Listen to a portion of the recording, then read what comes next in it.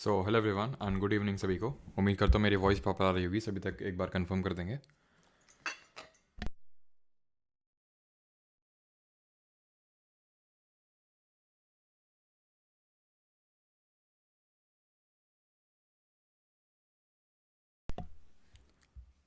तो आज का जो हम लोग का टॉपिक रहने वाला है वो एग्रीकल्चर रहने वाला है। और एग्रीकल्चर में क्या क्या चीज़ें पढ़ने वाले हैं वो भी मैं आपको एक बार कंफर्म कर देता हूँ। तो एग्रीकल्चर में हम डिफरेंट टाइप्स के फार्मिंग पढ़ेंगे कि subsistence farming, primitive type of agriculture क्या होता है, टेरेस फार्मिंग क्या होता है। ठीक है। फिर हम पढ़ेंगे कि डिफरेंट टाइप्स ऑफ जो क्रॉपिंग पैटर्न्स होते हैं, रबी, खरीफ, ज़ैद, जिससे कि आपने क्वेश्चंस देखे होंगे। फिर हम पढ़ेंगे यहाँ पे डिफरेंट टाइप्स के जो क्रॉप्स होती हैं, डिफरेंट टाइप्स के जो रेवोल्यूशंस इंडिया में है, जिसमें कि हम ग्रीन रेवोल्यूशन पे ज़्यादा फोकस करने वाले हैं, हरित क्रांति पे, क्योंकि एसएससी भी उस पर ज़्यादा फोकस करता है। देन डिफरेंट टाइप्स के हम कल्चर पढ़ेंगे, जैसे कि एक्वा कल्चर, पिसी कल्चर, ठीक है, एपी कल्चर, ये सारे कल्चर क्या होते हैं। एंड उसके बाद लास्टली हम पढ़ेंगे सॉइल कंजर्वेशन के डिफरेंट मेथड्स। एंड इसके बाद हम इसी टॉपिक के एमसीक्यूज लगाएंगे। और कल वाला जो हमारा टॉपिक था, दैट इज़ जो हमने किया था सॉइल्स वगैरह, सॉइल्स नेशनल पार्क, उसके भी आज हम लोग एमसीक्यूज लगाने वाले हैं। तो चलिए स्टार्ट करते हैं। एक बार मैं कंफर्म कर लेता हूँ कि सारी चीज़ें प्रॉपर हैं कि नहीं। Today is not the last class of geography, Rinku Kuntal ji. और एक चीज़ कि कल मैंने गलती से यार किसी को ब्लॉक कर, मतलब टाइम आउट कर दिया था 24 आवर्स के लिए। मैंने कुछ गलत समझ लिया था, लेकिन वो गलत लिखा नहीं था। ठीक है, तो सॉरी फॉर दैट। मुझे नाम तो याद नहीं है, लेकिन जिसको भी मैंने किया था सॉरी। ठीक है। तो अभी लास्ट क्लास नहीं है, कल मिनरल्स की क्लास होगी, जिसमें कि हम खनिज करेंगे, कोल हो गया, बॉक्साइट हो गया, ये सारी मिनरल्स करने वाले हैं। और परसों होगी हमारी लास्ट क्लास, और वो होगी क्योंकि भाई सैटरडे तक का तो है, क्योंकि मंडे से अब नया सब्जेक्ट स्टार्ट होगा। तो सैटरडे को हम लोग पूरा वर्ल्ड घूमेंगे कि भाई कौन सा स्ट्रेट कहाँ पे है, और बाकी जो इंपॉर्टेंट चीज़ें जो थोड़ी बहुत चीज़ें छूट गई थी इस दौरान में, जैसे कि कौन से माउंटेन रेंज है जो इंडिया, जो एशिया और यूरोप को अलग करती है। तो इस तरह से हम लोग वो सारी चीज़ें वर्ल्ड मैप पे लोकेट करके करेंगे। तो लास्ट क्लास भी काफ़ी इंटरेस्टिंग रहने वाली है। और एग्रीकल्चर एक ऐसा टॉपिक है जिसको हम नेगेट करते हैं, ठीक है, बहुत हल्के में लेते हैं, लेकिन इसको हल्के में लेना नहीं चाहिए। अब जितनी इंपॉर्टेंट चीज़ें हैं बहुत ज़्यादा डीप में भी नहीं घुसना है, क्योंकि हमें इसमें सब्जेक्टिव आंसर नहीं लिखना है यूपीएससी के लिए। हमें बस ये है कि चीज़ें पता होनी चाहिए, ऐसा ना हो कि एकदम ब्लैंक हो जाए और हमें कुछ पता ही ना हो। हम्म।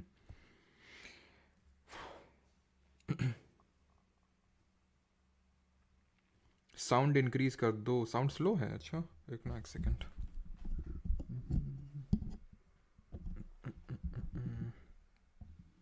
अभी बताना साउंड कैसा है। अभी साउंड सही होगा ना, एक बार कंफर्म करना।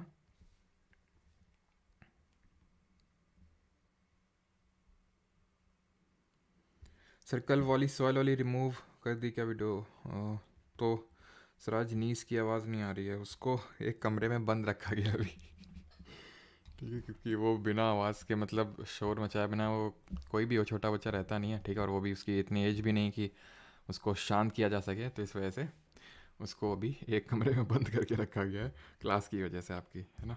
चलो अभी ठीक है सर, ओके। अभी भी स्लो है? अच्छा, चलो और इंक्रीज करते हैं थोड़ा। अब इससे ज़्यादा तो नहीं, इतना तो रोज़ की तरह नॉर्मल रहता है। ओके। तो अब आते हैं एग्रीकल्चर पे। डिफरेंट टाइप्स ऑफ कल्टीवेशंस पढ़ते हैं, ठीक है, डिफरेंट तरह की फार्मिंग्स, एक तरह से बोलना सही रहेगा, डिफरेंट तरह की जो फार्मिंग्स होती हैं, ठीक है। तो फार्मिंग को इनिशियली हम दो कैटेगरी में डिफरेंशिएट, दो कैटेगरी में डिवाइड कर सकते हैं। एक तो हो जाएगा हमारा सबसिस्टेंस फार्मिंग, और दूसरा हो जाएगा हमारा कॉमर्शियल फार्मिंग। ठीक है, नाम से ही आपको पता चल जाएगा, हिंदी में भी मैं लिख देता हूँ। सबसिस्टेंस का मतलब होता है निर्वाह कृषि, निर्वाह कृषि। और कॉमर्शियल की अगर बात करें तो इसको बोलते हैं वाणिज्यिक कृषि, ठीक है। कॉमर्शियल को बोलते हैं वाणिज्यिक कृषि। नाम से ही पता चल रहा है कि निर्वाह, निर्वाह का मतलब क्या होता है कि जीवन निर्वाह, यानी कि बस जैसे तैसे चीज़ें चल रही हैं जीने के लिए।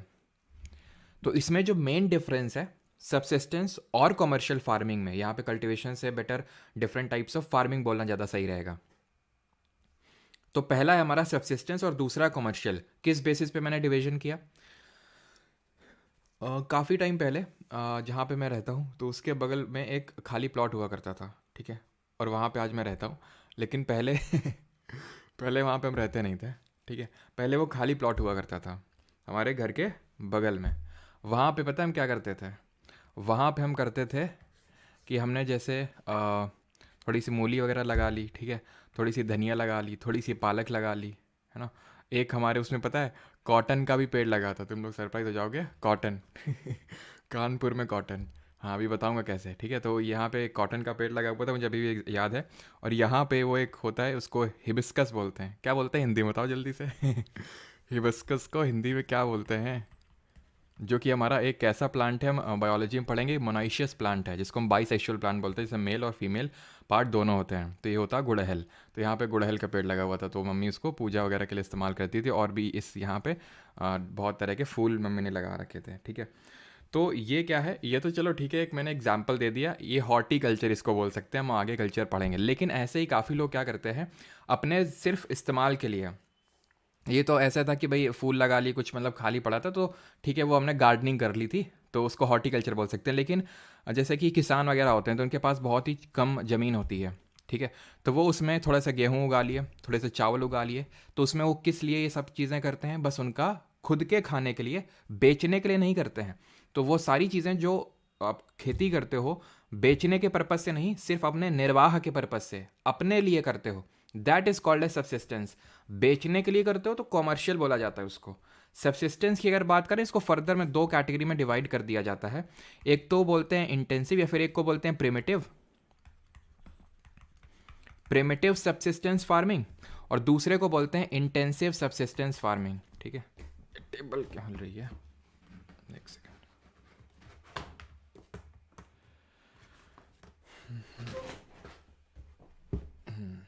ठीक है, तो एक तो प्रिमिटिव और दूसरा हमारा इंटेंसिव, इंटेंसिव सब्सिस्टेंस फार्मिंग। अब ये मैंने किस बेसिस पे डिवीजन कर दिया, कॉमर्शियल का भी डिवीजन कर देते हैं। कॉमर्शियल को भी हम दो पार्ट में डिवाइड करते हैं, एक को बोलते हैं मिक्स्ड कॉमर्शियल फार्मिंग और दूसरे को बोलते हैं प्लांटेशन फार्मिंग, प्लांटेशन फार्मिंग या फिर प्लांटेशन एग्रीकल्चर। अब ये इसको इंटेंसिव को हिंदी में बोलते हैं गहन, और प्रिमिटिव को बोल देंगे क्या बोल देंगे, आदिमय, ठीक है, आदिमय निर्वाह। अब प्रिमिटिव और इंटेंसिव में क्या डिफरेंस होता है सर? तो प्रिमिटिव का मतलब है यहाँ पे हम प्रिमिटिव टूल्स का यूज़ करते हैं, जैसे कि आपने देखा होगा वो खुरपी, जानते हैं सभी लोग, इस तरह से होती है वो, हैं, जानते तो होंगे यार, इतने तो तुम लोग मॉडर्न नहीं होंगे है कि नहीं, सब लोग का कुछ ना कुछ गांव का बैकग्राउंड तो होगा। तो इसको खुरपी बोलते हैं हमारे यहाँ पे, तुम्हारे यहाँ पता नहीं क्या बोलते हैं। फावड़ा तो यार सबके यहाँ कॉमन ही होता है, आई थिंक सबके यहाँ कॉमन ही वही बोलते हैं, ठीक है। इस तरह का फावड़ा होता है, खुरपी फावड़ा, किसने चलाया है बताओ यहाँ पे। तो खुरपी फावड़ा, ये जो प्रिमिटिव टूल्स होते हैं, बहुत पुराने टूल्स, उनका यूज़ करके अगर हम एग्रीकल्चर, एक तरह से फार्मिंग, एक तरह से एग्रीकल्चर कर रहे हैं, that is called a subsistence agriculture. और वो क्योंकि प्रिमिटिव टूल्स का यूज़ करें, प्रिमिटिव का मतलब होता है पुराना, तो उसको हम प्रिमिटिव सब्सिस्टेंस बोल देते हैं। इंटेंसिव क्या होता है? इंटेंस का नाम में यह गहन, गहन निर्वाह खेती, गहन निर्वाह मतलब, गहन का मतलब ये है कि एक स्मॉल पार्ट ऑफ लैंड है, एक स्मॉल पार्ट ऑफ लैंड। अब जैसे कि होता क्या है कि जैसे हमारे यहाँ पे जैसे मान लो ये खेत है, ठीक है, ये खेत है, हमारे यहाँ चलता है बीघा बिसुआ, इस तरह से हमारे यहाँ पे चलता है कानपुर में, मतलब कानपुर में आई थिंक डिफरेंट जगहों में चलता होगा, लेकिन आई थिंक बीघा बिसुआ तो जानते होंगे ज़्यादातर जो कानपुर या फिर यूपी के लोग हैं। तो मान लेते हैं, ठीक है, ये एक पार्ट ऑफ लैंड है, ठीक है। तो ये पार्ट ऑफ लैंड होता क्या है कि जैसे मान लो हमारे हैं रामू काका, ठीक है, इंस्पायर्ड बाई पुरानी फिल्म्स। तो रामू काका जी के दो बेटे हैं, एक हैं छुन्नू, ठीक है, और एक है मुन्नू। तो अब ये है रामू काका की फील्ड पूरी, ठीक है, पूरी। अब ये जो लैंड है, ये छुन्नू और मुन्नू में बट जाएगी इस तरह से, ठीक है। ऐसे नहीं बटी सर, ऐसे क्यों नहीं बटी, कोई पूछ सकता है, क्योंकि यहाँ से रोड निकल रही है, तो दोनों में लड़ाई हो जाएगी ना। तो छुन्नू बोलेगा कि फिर हमें, या फिर जिसको रोड की साइड मिल जाएगी वो महंगी ज़मीन होगी तो छुन्नू की ये मान लेते हैं और ये मुन्नू की ज़मीन है। छुन्नू मुन्नू के भी कुछ होंगे, ठीक है, मान लेते हैं पुन्नू है, ठीक है, और ये रुन्नू है। और मुन्नू के बात कर लेते तो मुन्नू के मान लेते ये टुन्नू है, ठीक है, और ये सुन्नू है, ठीक है। तो अब आपको नहीं लगता ये फर्दर डिवाइड होगी? तो ये हो क्या रहा है, इसको बोलते हैं कि लैंड होल्डिंग साइज कम हो रहा है। अब क्योंकि कम हो रहा है, ठीक है, अब छुन्नू के जो बेटे हैं उनको अपनी फैमिली को, जैसे ये पुन्नू है, रुन्नू है, तुन्नू है, सुन्नू है, इन सब को अपनी फैमिली को सर्वाइव करना, इनकी भी फैमिली फिर होगी। तो क्या होगा कि इनको उसी पार्ट ऑफ लैंड में बहुत कायदे से एग्रीकल्चर करना होगा। कायदे से मेरा मतलब उस पर प्रेशर बहुत डालना होगा। प्रेशर डालना होगा से मेरा मतलब क्या है कि यहाँ बहुत ज़्यादा फर्टिलाइज़र यूज़ करना पड़ेगा, हर एक इंच का बहुत अच्छे से यूज़ करना पड़ेगा अगर पूरा ढंग से उसको यूज़ करना है लैंड को। अब यहाँ पे जब पूरा लैंड था रामू काके के पास, तो ठीक है, बहुत ज़्यादा प्रेशर नहीं पड़ रहा था लैंड पे। प्रेशर मतलब कि एक उन्होंने फसल बोई, उसके बाद उसको खाली भी छोड़ सकते थे, सो दैट वो सॉइल अपनी प्रोडक्टिविटी को फिर से रीगेन कर ले, फर्टिलिटी को रीगेन कर ले। लेकिन यहाँ पे तो कोई मौका नहीं छोड़ेंगे, ठीक है। तो इसको बोलते हैं इंटेंसिव। आई होप समझ गया होगे आप, ठीक है। समझना खेल है, यहाँ पे रटने वाला तो कुछ है ही नहीं, ठीक है। तो लाइटली लेना, आराम से सारी चीज़ें याद होती रहेंगी। देन इसी प्रिमिटिव को मैं फर्दर दो कैटेगरी में डिवाइड कर सकता हूँ। एक को बोलता हूँ शिफ्टिंग, याद आया, शिफ्टिंग कल्टिवेशन, और दूसरा हो जाएगा हमारा यहाँ पे नोमैडिक हर्डिंग। नोमैडिक हर्डिंग का मतलब क्या होता है, जो घुमंतू होते हैं हमारे लोग, घुमंतू, ठीक है, घुमंतू इनको बोलते हैं नोमैड्स। शिफ्टिंग कल्टीवेशन क्या होता है, हम पढ़ चुके हैं। शिफ्टिंग कल्टीवेशन में भी जैसे ट्राइब्स इसको प्रैक्टिस करते हैं, हम लोग पढ़ चुके हैं इसको पिछले से पिछले लेक्चर में, जहाँ पे मैंने मानसून पढ़ाया था। कायदे से मुझे इस लेक्चर में इसको डील करना चाहिए था, लेकिन कोई नहीं, अगली बार से इसमें डील कर लिया करेंगे। तो शिफ्टिंग एग्रीकल्चर या फिर शिफ्टिंग कल्टीवेशन हम डील कर चुके हैं। इसके सिर्फ हमें डिफरेंट नाम पता होने चाहिए। तो हमने ये पढ़ा था शिफ्टिंग कल्टीवेशन के बारे में, उसको थोड़ा सा रिवाइज कर लेते हैं जल्दी से, ठीक है। शिफ्टिंग की अगर बात करें तो इसको हम और किस नाम से जानते हैं, जल्दी से आप कमेंट में बताएंगे। इसमें करते क्या है, पार्ट ऑफ लैंड होता है उसको कट करते हैं, इसको बर्न करते हैं, सो दैट जो एशेज होते हैं, राख होती है, उससे सॉइल की प्रोडक्टिविटी बढ़ जाए। देन एक बार उसमें एग्रीकल्चर किया, फिर किया, सॉइल की प्रोडक्टिविटी खत्म, माइग्रेट कर गया दूसरे पार्ट ऑफ लैंड में, वहाँ पे लैंड को वो कट किया, फॉरेस्ट को, स्लैश एंड बर्न, ठीक है। कट करना स्लैश और जलाना बर्न, तो स्लैश एंड बर्न एग्रीकल्चर के नाम से जाना जाता है। इसको across the world different countries में डिफरेंट नाम से जाना जाता है, and different states of India में डिफरेंट नाम से जाना जाता है। मैं कुछ आपको ऐसे ही थ्रो करूंगा, आप जल्दी से बताना। ब्राज़ील में किस नाम से जाना जाता है, वियतनाम में किस नाम से जाना जाता है, ठीक है, इंडोनेशिया में किस नाम से जाना जाता है, श्रीलंका में किस नाम से जाना जाता है। ये तो हो गया अक्रॉस द वर्ल्ड, ठीक। अब मैं आपसे पूछता हूँ कि इन इंडिया वेस्टर्न घाट्स में किस नाम से जाना जाता है, छत्तीसगढ़ में, राजस्थान में, झारखंड में, नॉर्थ ईस्ट में, बताइए जल्दी से। तो ब्राज़ील में आप शिफ्टिंग कल्टीवेशन करने गए थे, पेड़ों को काटने गए थे, लेकिन आपको रोक लिया गया है, फिर ब्राज़ील में आपके किसी दोस्त का रोका हो रहा है। रे नाम का एक लड़का था, वियतनाम, रे नाम, ठीक है, वियतनाम। इंडो और पाक के बीच में युद्ध होता रहता है, यानी लड़ाई होती रहती है, लड़ांग, इंडोनेशिया में लड़ांग। श्रीलंका में लोग छेना खा के गोरा होना चाहते हैं।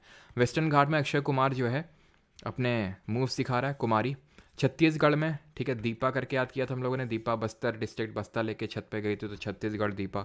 राजस्थान बलराज बल्लू मैंने आपको बताया था, ठीक है, तो वॉल्त्रे के नाम से जानते हैं। झारखंड में कुरुवा, खंड खंड हो जाता है तो छोटा बच्चा रोने लगता है। नॉर्थ ईस्ट में इसको झूम, नॉर्थ ईस्ट में 7 स्टेट्स हैं आपके, तो आप झूम जाते हैं वहाँ पे जाके, तो ये हम पहले ही पढ़ चुके हैं, क्लियर। अब कॉमर्शियल में आता है मिक्स्ड और प्लांटेशन में, भाई क्या डिफरेंस होता है। तो मिक्स्ड, इसमें फार्मिंग समझो, मिक्स्ड फार्मिंग क्या होती है। मिक्स्ड फार्मिंग में अब तुम्हें बताता हूँ, तुमने देखा होगा अपने गांव में, या फिर तुम में से काफ़ी लोग कर भी रहे होंगे, जैसे हमारे यहाँ पे भी है, जैसे हमारे यहाँ पे ट्यूबवेल है गांव में, तो खेती भी होती है, और हमने कुछ ये भी कर रखे हैं, मतलब गाय भैंस ये सब भी पले हुए हैं, ठीक है। तो ये क्या होता है, ये है कॉमर्शियल फार्मिंग के एग्जाम, मतलब एक टाइप है। अब कॉमर्शियल फार्मिंग में एक इंपॉर्टेंट चीज़ होती है, हमने देखा था बेसिस ऑफ डिफरेंस क्या है। बेसिस ऑफ डिफरेंस ये कि बस ये निर्वाह करने के लिए कर रहे हैं, बेचने के लिए नहीं कर रहे हैं, इनका कोई कॉमर्शियल इसमें पर्पस नहीं कि इसको हम बेचेंगे प्रॉफिट कमाएंगे। यहाँ पे है, यहाँ पे है, यहाँ पे एक तरह से हम बोल सकते हैं कि वही लोग कर सकते हैं जो हाई कैपिटल डाल सकते हैं। हाई कैपिटल मतलब कि थोड़ी सी अच्छी खासी जमा पूंजी होनी चाहिए, पूंजी डाल सकें, और हाई लेबर, यानी कि इसमें लेबर भी चाहिए आपको, है ना, कुछ फील्ड में लेबर काम करने के लिए भी तो चाहिए। तो जो फसल की कटाई करेंगे या फिर गाय भैंसों को देखेंगे, तो वो एग्रीकल्चर, या फिर जहाँ पे एग्रीकल्चर भी हो, जहाँ पे खेती वगैरह भी हो, और उसके अलावा लाइव स्टॉक, लाइव स्टॉक का मतलब क्या है, वही गाय भैंस और ये सब, इनको भी पाला जाता हो। जैसे कि गाय भैंस का दूध, दही, ये सब बेच दिया, एग्रीकल्चर में गेहूँ चावल जो भी अपने खाने के लिए था वो निकाल लिया। अब इसमें ये ऐसा नहीं कि नहीं, खाने को नहीं रख सकते हो भाई, खाने को नहीं रख सकते हो तुम, क्यों, क्योंकि कमर्शियल फार्मिंग है, ठीक है, तो पूरा ही सेल करना है, नहीं तो तुम सब्सिस्टेंस के अंदर आ जाओगे, तो खाना नहीं उसको, ऐसा नहीं है, ठीक है। तो आपने खाने के लिए कुछ रख लिया और ज़्यादातर जो पार्ट है आपने उसको बेच दिया, गेहूँ चावल जो भी आपने उगाया वो आपने बेच दिया, और प्लस उसके साथ साथ आप क्या कर रहे हो, लाइफ स्टॉक भी कर रहे हो। तो उससे होता क्या, फ़ायदा क्या होता है कि आपकी डाइवर्स सोर्स ऑफ इनकम हो जाती है। एग्रीकल्चर मान लो अच्छा नहीं हुआ मानसून, या फिर किसी कारण की वजह से पेस्ट लग गया या फिर कुछ भी हुआ, तो आपका कम से कम लाइफ स्टॉक सपोर्ट कर देगा। लाइफ स्टॉक अगर नहीं हुआ तो एग्रीकल्चर सपोर्ट कर देगा, तो थोड़ा सा स्टेबल इनकम दे देता है, तभी गवर्नमेंट भी इस पर ज़्यादा फोकस करती है। तो ये होता है मिक्स्ड फार्मिंग। अब बताइए इसको मिश्रित कृषि बोल देंगे, ठीक है। तो पहले ये बताइए, चलो मैं पहले आपको ये प्लांटेशन वाला बता देता हूँ, देन आप अपना डाउट पूछ लीजिएगा अगर किसी का हो, ठीक है। तो प्लांटेशन पे आ जाते हैं। प्लांटेशन एग्रीकल्चर, प्लांटेशन एग्रीकल्चर का मतलब है कि जहाँ पे सिंगल क्रॉप हो, जनरली सिंगल क्रॉप होती है, बहुत बड़े बिग पार्ट ऑफ लैंड में इसको उगाया जाता है, बिग पार्ट ऑफ लैंड में। एंड यहाँ पे एक तरह से या तो फैक्ट्री वहीं पे लगी होगी जो उसको प्रोसेस करेगी, जैसे कि गन्ना है तो गन्ना आपने खूब सारी फील्ड में बहुत बड़े पार्ट में बो दिया, उसके बाद या तो शुगर मिल आपसे जस्ट कनेक्टेड है, सीधे आपसे कांटेक्ट है, शुगर मिल में सीधे सप्लाई किया और आपका काम हो गया, सीधे पैसा खटाक से आपके मतलब बैंक अकाउंट में। इतना भी खैर आसान नहीं होता, जो लोग करते हैं उन्हें पता होगा, लेकिन हाँ ऐसे चीज़ें काम करती हैं। तो इसमें अगर मैं एग्जाम्पल्स की बात करूँ तो जैसे कॉटन हो गया, जूट हो गया, ठीक है, शुगर केन हो गया, ठीक है, शुगर केन हो गया, या फिर रबर हो गया, टी हो गया, कॉफ़ी हो गया। तो ये खाने पीने, अब टी चाय कोई उगाएगा तो क्या पीने के पर्पज़ से उगाएगा क्या, कि भाई चलो चाय बनाएंगे, चाय उगाएंगे, फिर इसको प्रोसेस करेंगे और फिर पियेंगे, इससे अच्छा पैकेट नहीं ले आएंगे वहाँ से दुकान से खरीद के, ठीक है। तो ये सब किस लिए की जाती हैं, टू सेल, ठीक है। तो सिंगल क्रॉप होता है, बिग पार्ट ऑफ लैंड होता है, फैक्ट्री या फिर प्रोसेसिंग यूनिट कनेक्टेड होती है, और वहाँ पे डायरेक्टली ये जाता है आपका जो भी रॉ मटेरियल होता है, ठीक है। कमेंट में बताइए कि यहाँ तक किसी कोई डाउट तो नहीं है।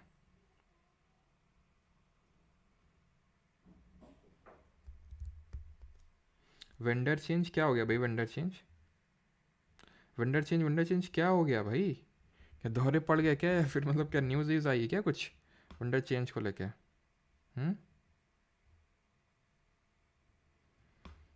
क्या हो गया भाई, वेंडर चेंज क्यों स्पैम कर रहे हो?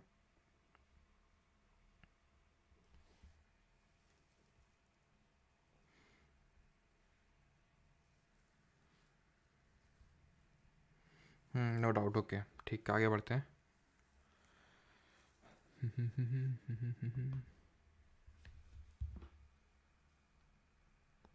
क्या वेंडर चेंज का कोई न्यूज़ आया है क्या?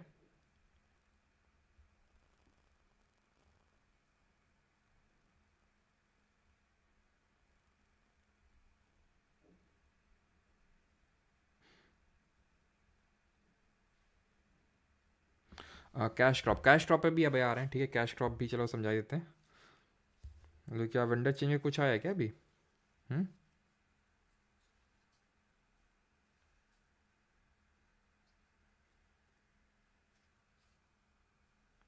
ठीक है, चलो कोई नहीं, आया होगा तो बाद में देख लेंगे। तो यहाँ पे प्लांटेशन एग्रीकल्चर, और बिल्कुल ये कैश क्रॉप से ही रिजेंबल करते हैं अगर हम बात करें। अब कैश क्रॉप और इनमें कोई बहुत ज़्यादा डिफरेंस होता नहीं है। कैश क्रॉप में भी जो मेन फोकस रहता है that is to earn the profit, इसमें भी मेन क्या रहता है, टू अर्न प्रॉफिट। प्लांटेशन और कैश में एक बस बेसिक डिफरेंस ये है कि यहाँ पे एक बिग पार्ट ऑफ लैंड होता है और सिंगल क्रॉप होती है, big part of land and single crop. Cash crop में जैसे कि कैश क्रॉप में कई सारे ऐसे ऑर्नामेंटल प्लांट्स होते हैं। ऑर्नामेंटल प्लांट्स क्या होते हैं, सज्जा सजावट वाले प्लांट। तो वो तो बहुत ही छोटे पार्ट, जैसे आप नर्सरी वगैरह में जाते हो तो वहाँ से ऑर्नामेंटल प्लांट्स लेके आते हो, मतलब जो सज्जा सजावट वाले रहते हैं, तो वो भी तो प्रॉफिट के लिए ही वो बेच रहा है ना। तो इस तरह का जो छोटा पार्ट ऑफ लैंड में यूज़ किया जाता है तो उसको हम कैश क्रॉप बोल देते हैं। ये क्या कैश क्रॉप नहीं है, ये भी कैश क्रॉप है, लेकिन ये जनरली इनको हम प्लांटेशन क्रॉप के उसमें रखते हैं, ठीक है। तो ज़्यादा ऐसा ज़्यादा कोई बहुत ज़्यादा बड़ा कोई डिफरेंस है नहीं इन दोनों में, ठीक है। ज़्यादा लोड नहीं लेना कि कैश क्रॉप क्या और ये क्या। तो कैश क्रॉप क्या होता है कि भाई आपने उगाया, लोकल मार्केट में सेल कर दिया। प्लांटेशन में क्या है, कोई आपकी एक फैक्ट्री लगी हुई जैसे मैंने आपको बताया अटैच्ड है, और वहाँ पे आपने उसको सेल किया बल्क में, ठीक है। चलो, तो अभी आते हैं ऑर्गेनिक फार्मिंग क्या होती है। तो ऑर्गेनिक फार्मिंग वो होती है जहाँ पे हम ऑर्गेनिक तरह का यूज़ करते हैं, यानी कि यहाँ पे हम ऑर्गेनिक फर्टिलाइज़र भी यूज़ करेंगे, ठीक है, एंड ऑर्गेनिक तरह के पेस्टिसाइड्स भी यूज़ करेंगे। पेस्टिसाइड क्या होते हैं, कीड़े मारने वाले जो होते हैं, जो पौधों में कीड़े लगते हैं। फर्टिलाइज़र जो हमारी खाद होती है, तो इसमें हम क्या ऑर्गेनिक यूज़ कर लेंगे, तो जैसे गोबर की खाद हो गई, जो गोबर हो गया उससे खाद बनती है ना, ठीक है। और जो गाय का गोबर होता है उससे तो बहुत अच्छा, जो देसी गाय होती है, हाइब्रिड वाली नहीं, जो देसी होती है, तो उसका बहुत अच्छा, जो कि पंच उसमें भी आता है ना, जैसे कि गाय का जो घी होता है, गाय का जो दही होता है, गाय का मूत्र होता है, गाय का जो गोबर होता है, तो ये सारी चीज़ें उसमें आती हैं, पंच उसमें कुछ बोलते हैं, ठीक है। तो फर्टिलाइज़र जो बनता है वो गोबर से बन गया। पेस्टिसाइड की अगर बात करें तो हो सकता है कि जो गाय का मूत्र होता है, ठीक है, उसका उसका छिड़काव हो गया, या फिर जो भी ऑर्गेनिक तरीके से होता है। इसमें हम कुछ भी इनऑर्गेनिक नहीं यूज़ करते हैं जो आर्टिफिशियल तौर से बना हो। यहाँ पे हम यूरिया तरह का फर्टिलाइज़र यूज़ नहीं करेंगे, सारी चीज़ें ऑर्गेनिक, और ये काफ़ी प्रचलन में भी है ऑर्गेनिक तरह की जो चीज़ें होती हैं, यानी कि ये पूरी तरह से ऑर्गेनिकली उगाई जाती हैं। यहाँ पे कोई भी केमिकल्स का यूज़ नहीं होता है, यानी कि हम बोल सकते हैं ज़ीरो केमिकल्स, या फिर ज़ीरो आर्टिफिशियली मेड केमिकल्स। और एक तरह की फार्मिंग होती है ZBNF। ये ZBNF क्या होता है? ये ZBNF क्या होता है? ZBNF होता है आपका, it stands for zero budget natural farming. Zero budget natural farming का मतलब ये होता है कि इसमें क्या था, आम जिंदगी में क्या होता है, आम जिंदगी में होता है यूरिया लाए बोरी भर के डाल दिए, पेस्टिसाइड का छिड़काव कर रहे हैं, उसमें बहुत सारे केमिकल्स हैं, DDT और ये जाने सब क्या क्या होता है। ऑर्गेनिक में क्या है, कोई बाहर से कुछ खरीद के नहीं लाया, केमिकल वेमिकल कुछ नहीं। खरीद भी रहे हैं तो ऑर्गेनिक, भाई गोबर अगर खरीद रहे हैं तो ठीक है, वो ऑर्गेनिक तरीके का हम फर्टिलाइजर यूज़ कर रहे हैं, ऑर्गेनिक तरीके का पेस्टिसाइड यूज़ कर रहे हैं, ये आपको समझ आ गया होगा आई थिंक, ठीक है। यहाँ पे यूज़ ही नहीं कर रहे हैं, मतलब इट इज़ सेइंग कि डू यू गैस चलो उसको छोड़ो। तो मेन इसमें क्या ZBNF में, कि इसमें ना तो no use of any kind of fertiliser और पेस्टिसाइड, ऑर्गेनिक भी यूज़ नहीं कर रहे हैं, नेचुरली मेड भी यूज़ नहीं कर रहे हैं, कुछ नहीं कर रहे हैं, बट डाल दिया सीड, उगो, जितना उग सकते हो उगो, हम कुछ नहीं करेंगे ठीक है। तो वो है ज़ीरो बजट नेचुरल फार्मिंग, यानी यूज़ ही नहीं हो रहा है कुछ। अब आते हैं ये, इसको बोलते हैं टेरेस फार्मिंग।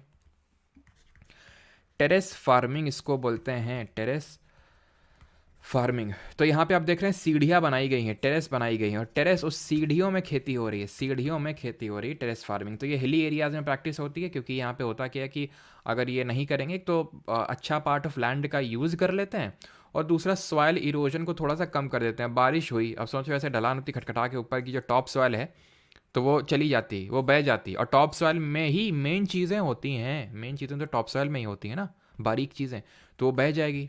टॉप सॉइल हमारी सबसे ज़्यादा फर्टाइल होती है। कल हम लोगों ने डिफरेंट सॉइल के हॉराइजन्स पढ़े थे, CBA। ये था कि भाई अनवेदर्ड रॉक थी, देन हमारी यहाँ पे सी में वेदर्ड रॉक आई, थोड़ी सी पार्टली वेदर्ड रॉक, देन ये सब सॉइल थी, देन A हमारी टॉप सॉइल थी, और उसके ऊपर ऑर्गेनिक लेयर थी O वाली। तो ये सबसे ज़्यादा फर्टाइल होती है, देन ये देने, और इसका इस तरह से चलता है, ठीक है। तो इसलिए हमने क्या किया, टेरेसेस बना दिए, एक तो बेटर लैंड का यूज़ हो गया, प्लस हमने सॉइल इरोजन को भी कम कर लिया। अब आते हैं इंटर क्रॉपिंग और मिक्सड क्रॉपिंग में डिफरेंस क्या होता है, ये थोड़ा सा समझ लेते हैं। What is the difference between inter cropping and mixed cropping, ध्यान से समझना। इसमें डिफरेंस ये होता है कि सिमिलैरिटी पहले समझ लेते हैं। सिमिलैरिटी ये है कि growing two or more crops in the same field, growing two or more crops in the same field, ये दोनों में कॉमन है। डिफरेंस इंटर में आ जाता है in are row format. Mixed में क्या है, उठाए बीज और डाल दिए, उगो जहाँ जिसको जो उगना है, हमें कोई लेना देना नहीं, हमें जाना है अभी शाम को ठीक है। तो खैर, तो आपने डाल दिए, जल मतलब कि जैसे भी उगना, जहाँ उगना उगो।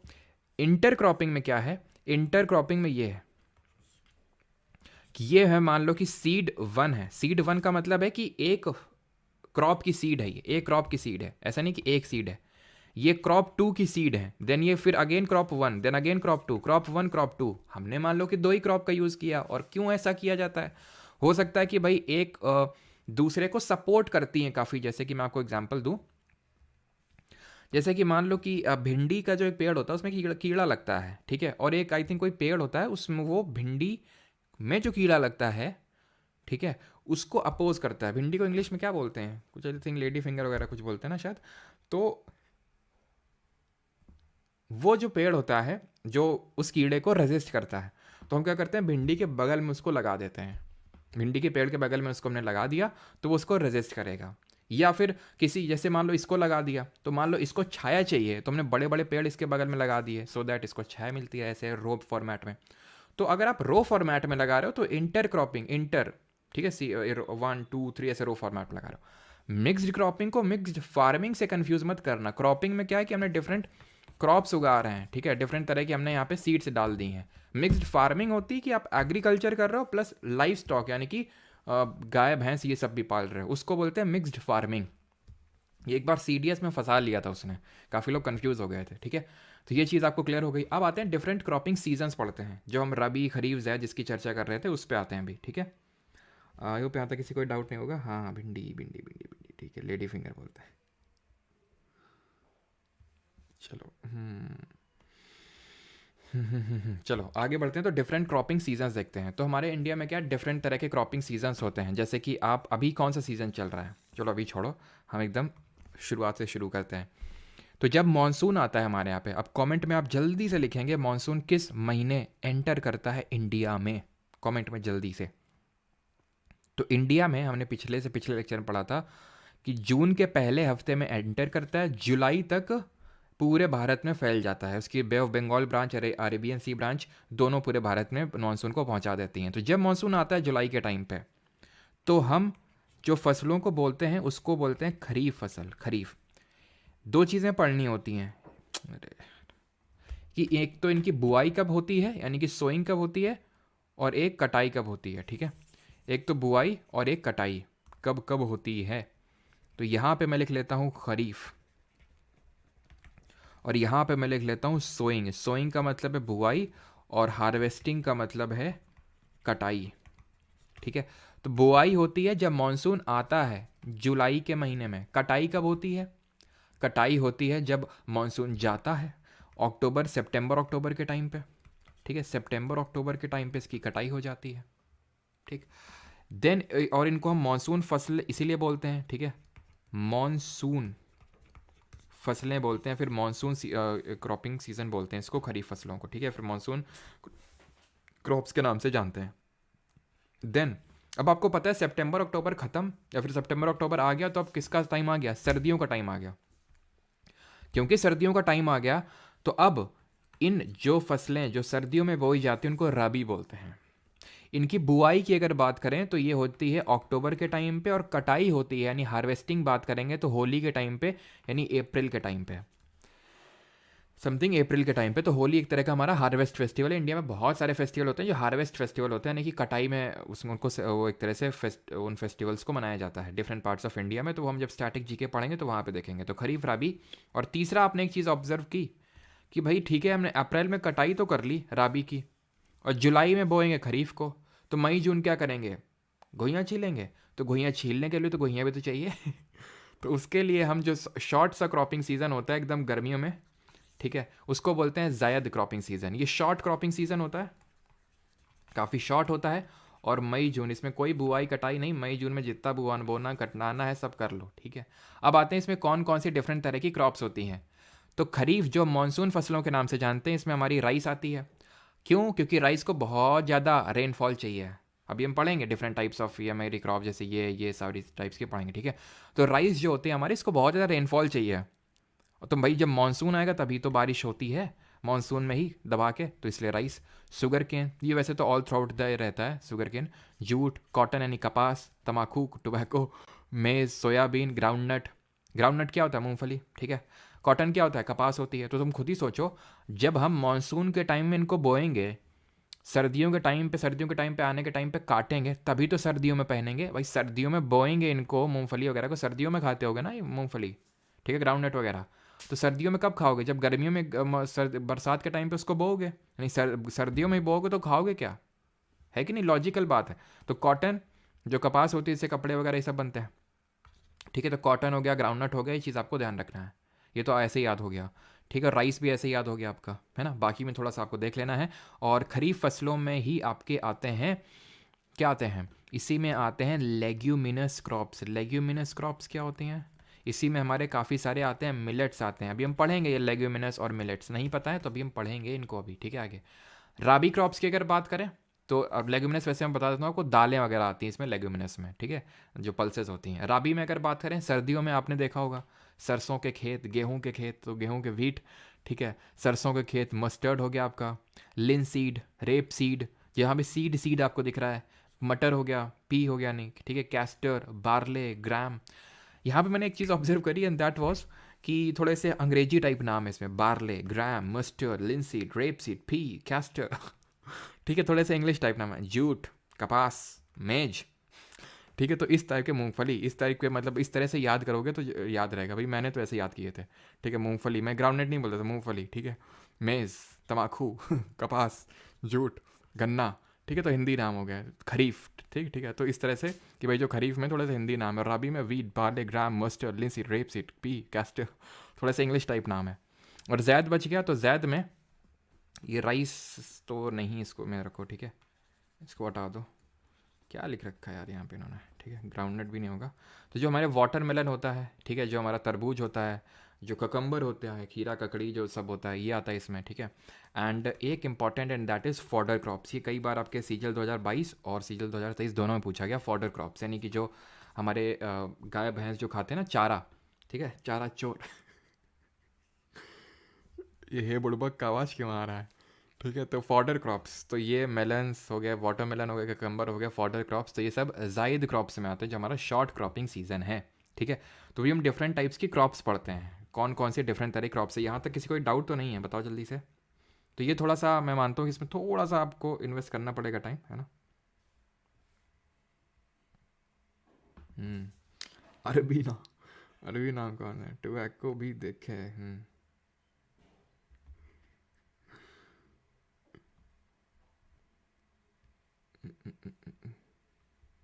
कैस्टर मीन्स, कैस्टर हमारे यहाँ उसका अंडी बोलते हैं, और कहीं कहीं पे अरंडी बोलते हैं। जानबूझ के नहीं बताया तुम्हें हिंदी नेम, लेकिन तुम पूछ रहे हो, तो इसको अंडी बोलते हैं, अरंडी। ये पता है, अगर जिन लोगों को भी डाइजेशन का प्रॉब्लम रहता है, मतलब कि कॉन्स्टिपेशन का, तो डॉक्टर से एडवाइस ज़रूर लेना इस बात को लेके। लेकिन उसमें थोड़ा सा अगर आप कैस्टर लेते हो तो, क्योंकि काफ़ी गाढ़ा होता है। ठीक है, पता है, अब तुम लोग को मैं बता ही देता हूँ, तुमसे क्या छिपाना। ठीक है, जब हम लोग काफ़ी छोटे हुआ करते थे तो गाँव में अंडी का एक पेड़ होता है। तो होता क्या है कि जब इसमें धूप पड़ती है बहुत ज़ोर का, तो इसका जो फल होता है वो टूट के, इसमें वो टूट जाता है, और इसके अंदर का जो अंडी होती है कुछ इस तरह की होती है, वो देखा होगा, थोड़ी सी डार्क ब्राउन कलर की होती है इस तरह से।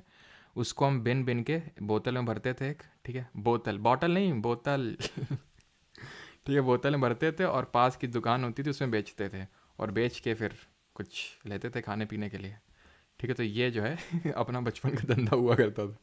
ठीक है, कि बॉटल में, बोतल में, सॉरी, बोतल में अंडी दोपहर का इंतज़ार रहता था, गर्मियों में एकदम फूटती हैं, गर्मियों में फूट के गिरती हैं ये। हम्म। तो कैस्टर ऑयल, कैस्टर ऑयल जिनको बालों को झड़ने की समस्या भी रहती हो ना, कैस्टर में, क्योंकि हम डील करते रहे ना, काफ़ी पहले की बात है, तो इसलिए सारा कुछ पता है, इसके बेनिफिट्स वगैरह क्या होते हैं। पूछते थे ना दुकान वाले से, तुम कहाँ बेचते हो, किसको बेचते हो, तो बताता था कि ऐसे ऐसे जो है सप्लाई करते हैं फिर हम। ठीक है, हाँ।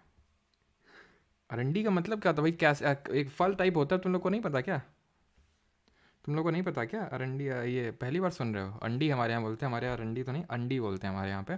तो मतलब इस तरह से बड़ा सा फल, मतलब इतना भी बड़ा नहीं, मतलब ठीक है, बहुत छोटा सा एक तरह से फल होता है, उसमें छोटे छोटे से अंडी होती हैं, और वो टूट के फूट के गिरती हैं गर्मियों में। हम्म। किस बात के पैसे देते थे, ये बिकती भैया, और क्या बोल रहे हैं, इसका तेल बिकता है, बहुत महंगा बिकता है, खरीद गया ना तुम तब तुम्हें पता चलेगा क्यों पैसे मिलते थे हमको। खरीद गया ना। ठीक है, आगे बढ़ते हैं। डिफरेंट टाइप्स ऑफ क्रॉप्स, बहुत महंगा मिलता है वो, अब इतनी सी छोटा सा बॉटल मिलेगा तुमको तकरीबन 70-80 रुपए का। ठीक है, चलो, तो अब इस पे आते हैं कॉटन पे। ठीक है, इसको बोलते हैं कपास। इतना तो पता ही होगा ना, इतने तो अंग्रेज हो गए नहीं तुम, हैं, हमको तो एकदम तुम गांव, ठेठ गंवार टाइप समझ रहे होगे इस समय, है ना। हैं भी। कॉटन की अगर बात करें तो कॉटन जो होता है, जिसको हम कपास बोलते हैं, इसमें कुछ इंपॉर्टेंट चीज़ें हैं। एक तो हम पढ़ चुके हैं कि इसको ब्लैक सॉइल की रिक्वायरमेंट होती है। ये एक तरह की फाइबर क्रॉप होती है। फाइबर क्रॉप में हमारी कॉटन आती है, जूट आती है, हेम्प जो भांग बोलते हैं ना, हेम्प, वो भी इसको फाइबर क्रॉप में ही रखते हैं हम लोग। तो ब्लैक सॉइल में, तब इसको ब्लैक कॉटन सॉइल के नाम से भी जानते हैं, इसको रेगर के नाम से भी जानते हैं। Self flowing characteristic, impermeable soil, black soil को लावा, और लावा के ओरिजिन से बनी है, डेक्कन प्लेट्यू में देखने को मिलती है। ठीक है, नॉर्थ वेस्टर्न पार्ट में। एंड कॉटन को हम सिल्वर फाइबर के नाम से भी जानते हैं, सिल्वर फाइबर। और सबसे इंपॉर्टेंट चीज़ जो अभी तक हमने नहीं पढ़ी है, कल मैंने वैसे थोड़ा सा आपको बताया था, दैट इज़ कि इसको 210 फ्रॉस्ट फ्री डेज की रिक्वायरमेंट होती है 210 फ्रॉस्ट फ्री डेज। ये बहुत इंपॉर्टेंट फैक्ट है। अभी आई थिंक जीडी के एग्जाम में भी पूछा गया और कोई और भी एग्जाम हुआ था, मतलब पूछा जाता है, एवरग्रीन टाइप है। यूपीएससी सिविल सर्विसेज में भी पूछा जा चुका है क्वेश्चन, ठीक है। तो 210 फ्रॉस्ट फ्री डेज की इसको रिक्वायरमेंट होती है। और किस तरह की क्रॉप है भी जो हमने क्रॉपिंग पैटर्न देखा, जल्दी से आप बताइए। हैं तो ये हम इसको सर्दियों में यूज़ में लेते हैं कि गर्मियों में यूज़ में लेते हैं? भाई सर्दियों में लेते हैं, तो ऑब्वियस सी बात है बरसात के टाइम पे बोएंगे, यानी कि खरीफ फसल में ही आएगी, ठीक है। ये हमारी आंटी जी क्या कर रही हैं? ये मैडम हमारी जूट जो है उगा रही हैं। और ये जो जूट होता है इसको हम गोल्डन फाइबर के नाम से जानते हैं, ठीक है। गोल्डन फाइबर बोलते हैं। ये जो होती है जो जूट होता है, इसका सबसे टॉप मोस्ट प्रोड्यूसर और एक्सपोर्टर आपसे पूछ लेता है कि टॉप मोस्ट प्रोड्यूसर कौन सा है कंट्री और एक्सपोर्टर कौन सा कंट्री है। तो जब प्रोड्यूसर की बात कर देगा तो हम ही हैं, यानी कि इंडिया इसका सबसे ज़्यादा उत्पादन करता है। लेकिन अगर यानी जो भांग होता है, लेकिन भांग के बारे में ज़्यादा पढ़ेंगे नहीं। ये क्या है? आइडेंटिफाई करो जल्दी से, देखते हैं कितने लोग सही आइडेंटिफाई कर पाते हैं इसको। ये लाल लाल कलर का जो फ्रूट है, बफरिंग हुआ क्या? अच्छा एक सेकेंड, बफरिंग हुआ है क्या? बफरिंग हुआ है क्या? एक सेकेंड, रुक जाओ रुक जाओ रुक जाओ। चेरी चेरी चेरी, रुको।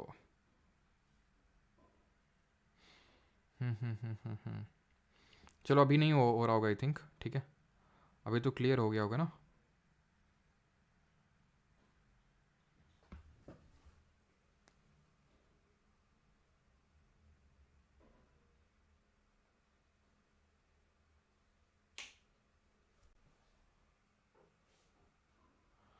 एक बार फिर से कंफर्म करना सारी चीज़ें प्रॉपर हैं कि नहीं। एक बार कंफर्म कर दो कि चीज़ें प्रॉपर हैं कि नहीं। मतलब ऐसा तो नहीं मैं बफरिंग हो रहा और मैं यहाँ पे पढ़ाता चला जाऊँ। प्लीज़ कंफर्म एक बार।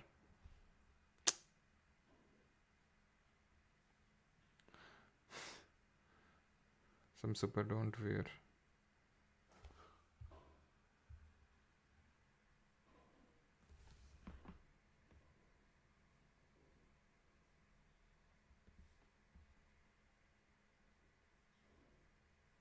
एक बार कंफर्म करना सारी चीज़ें प्रॉपर हैं कि नहीं।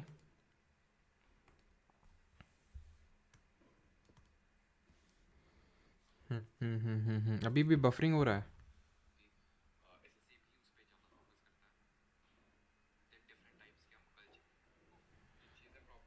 अभी प्रॉपर है यार, ठीक है, कोई बफरिंग नहीं है ना। ओके, तो ये हमारा क्या है जल्दी से बताओ।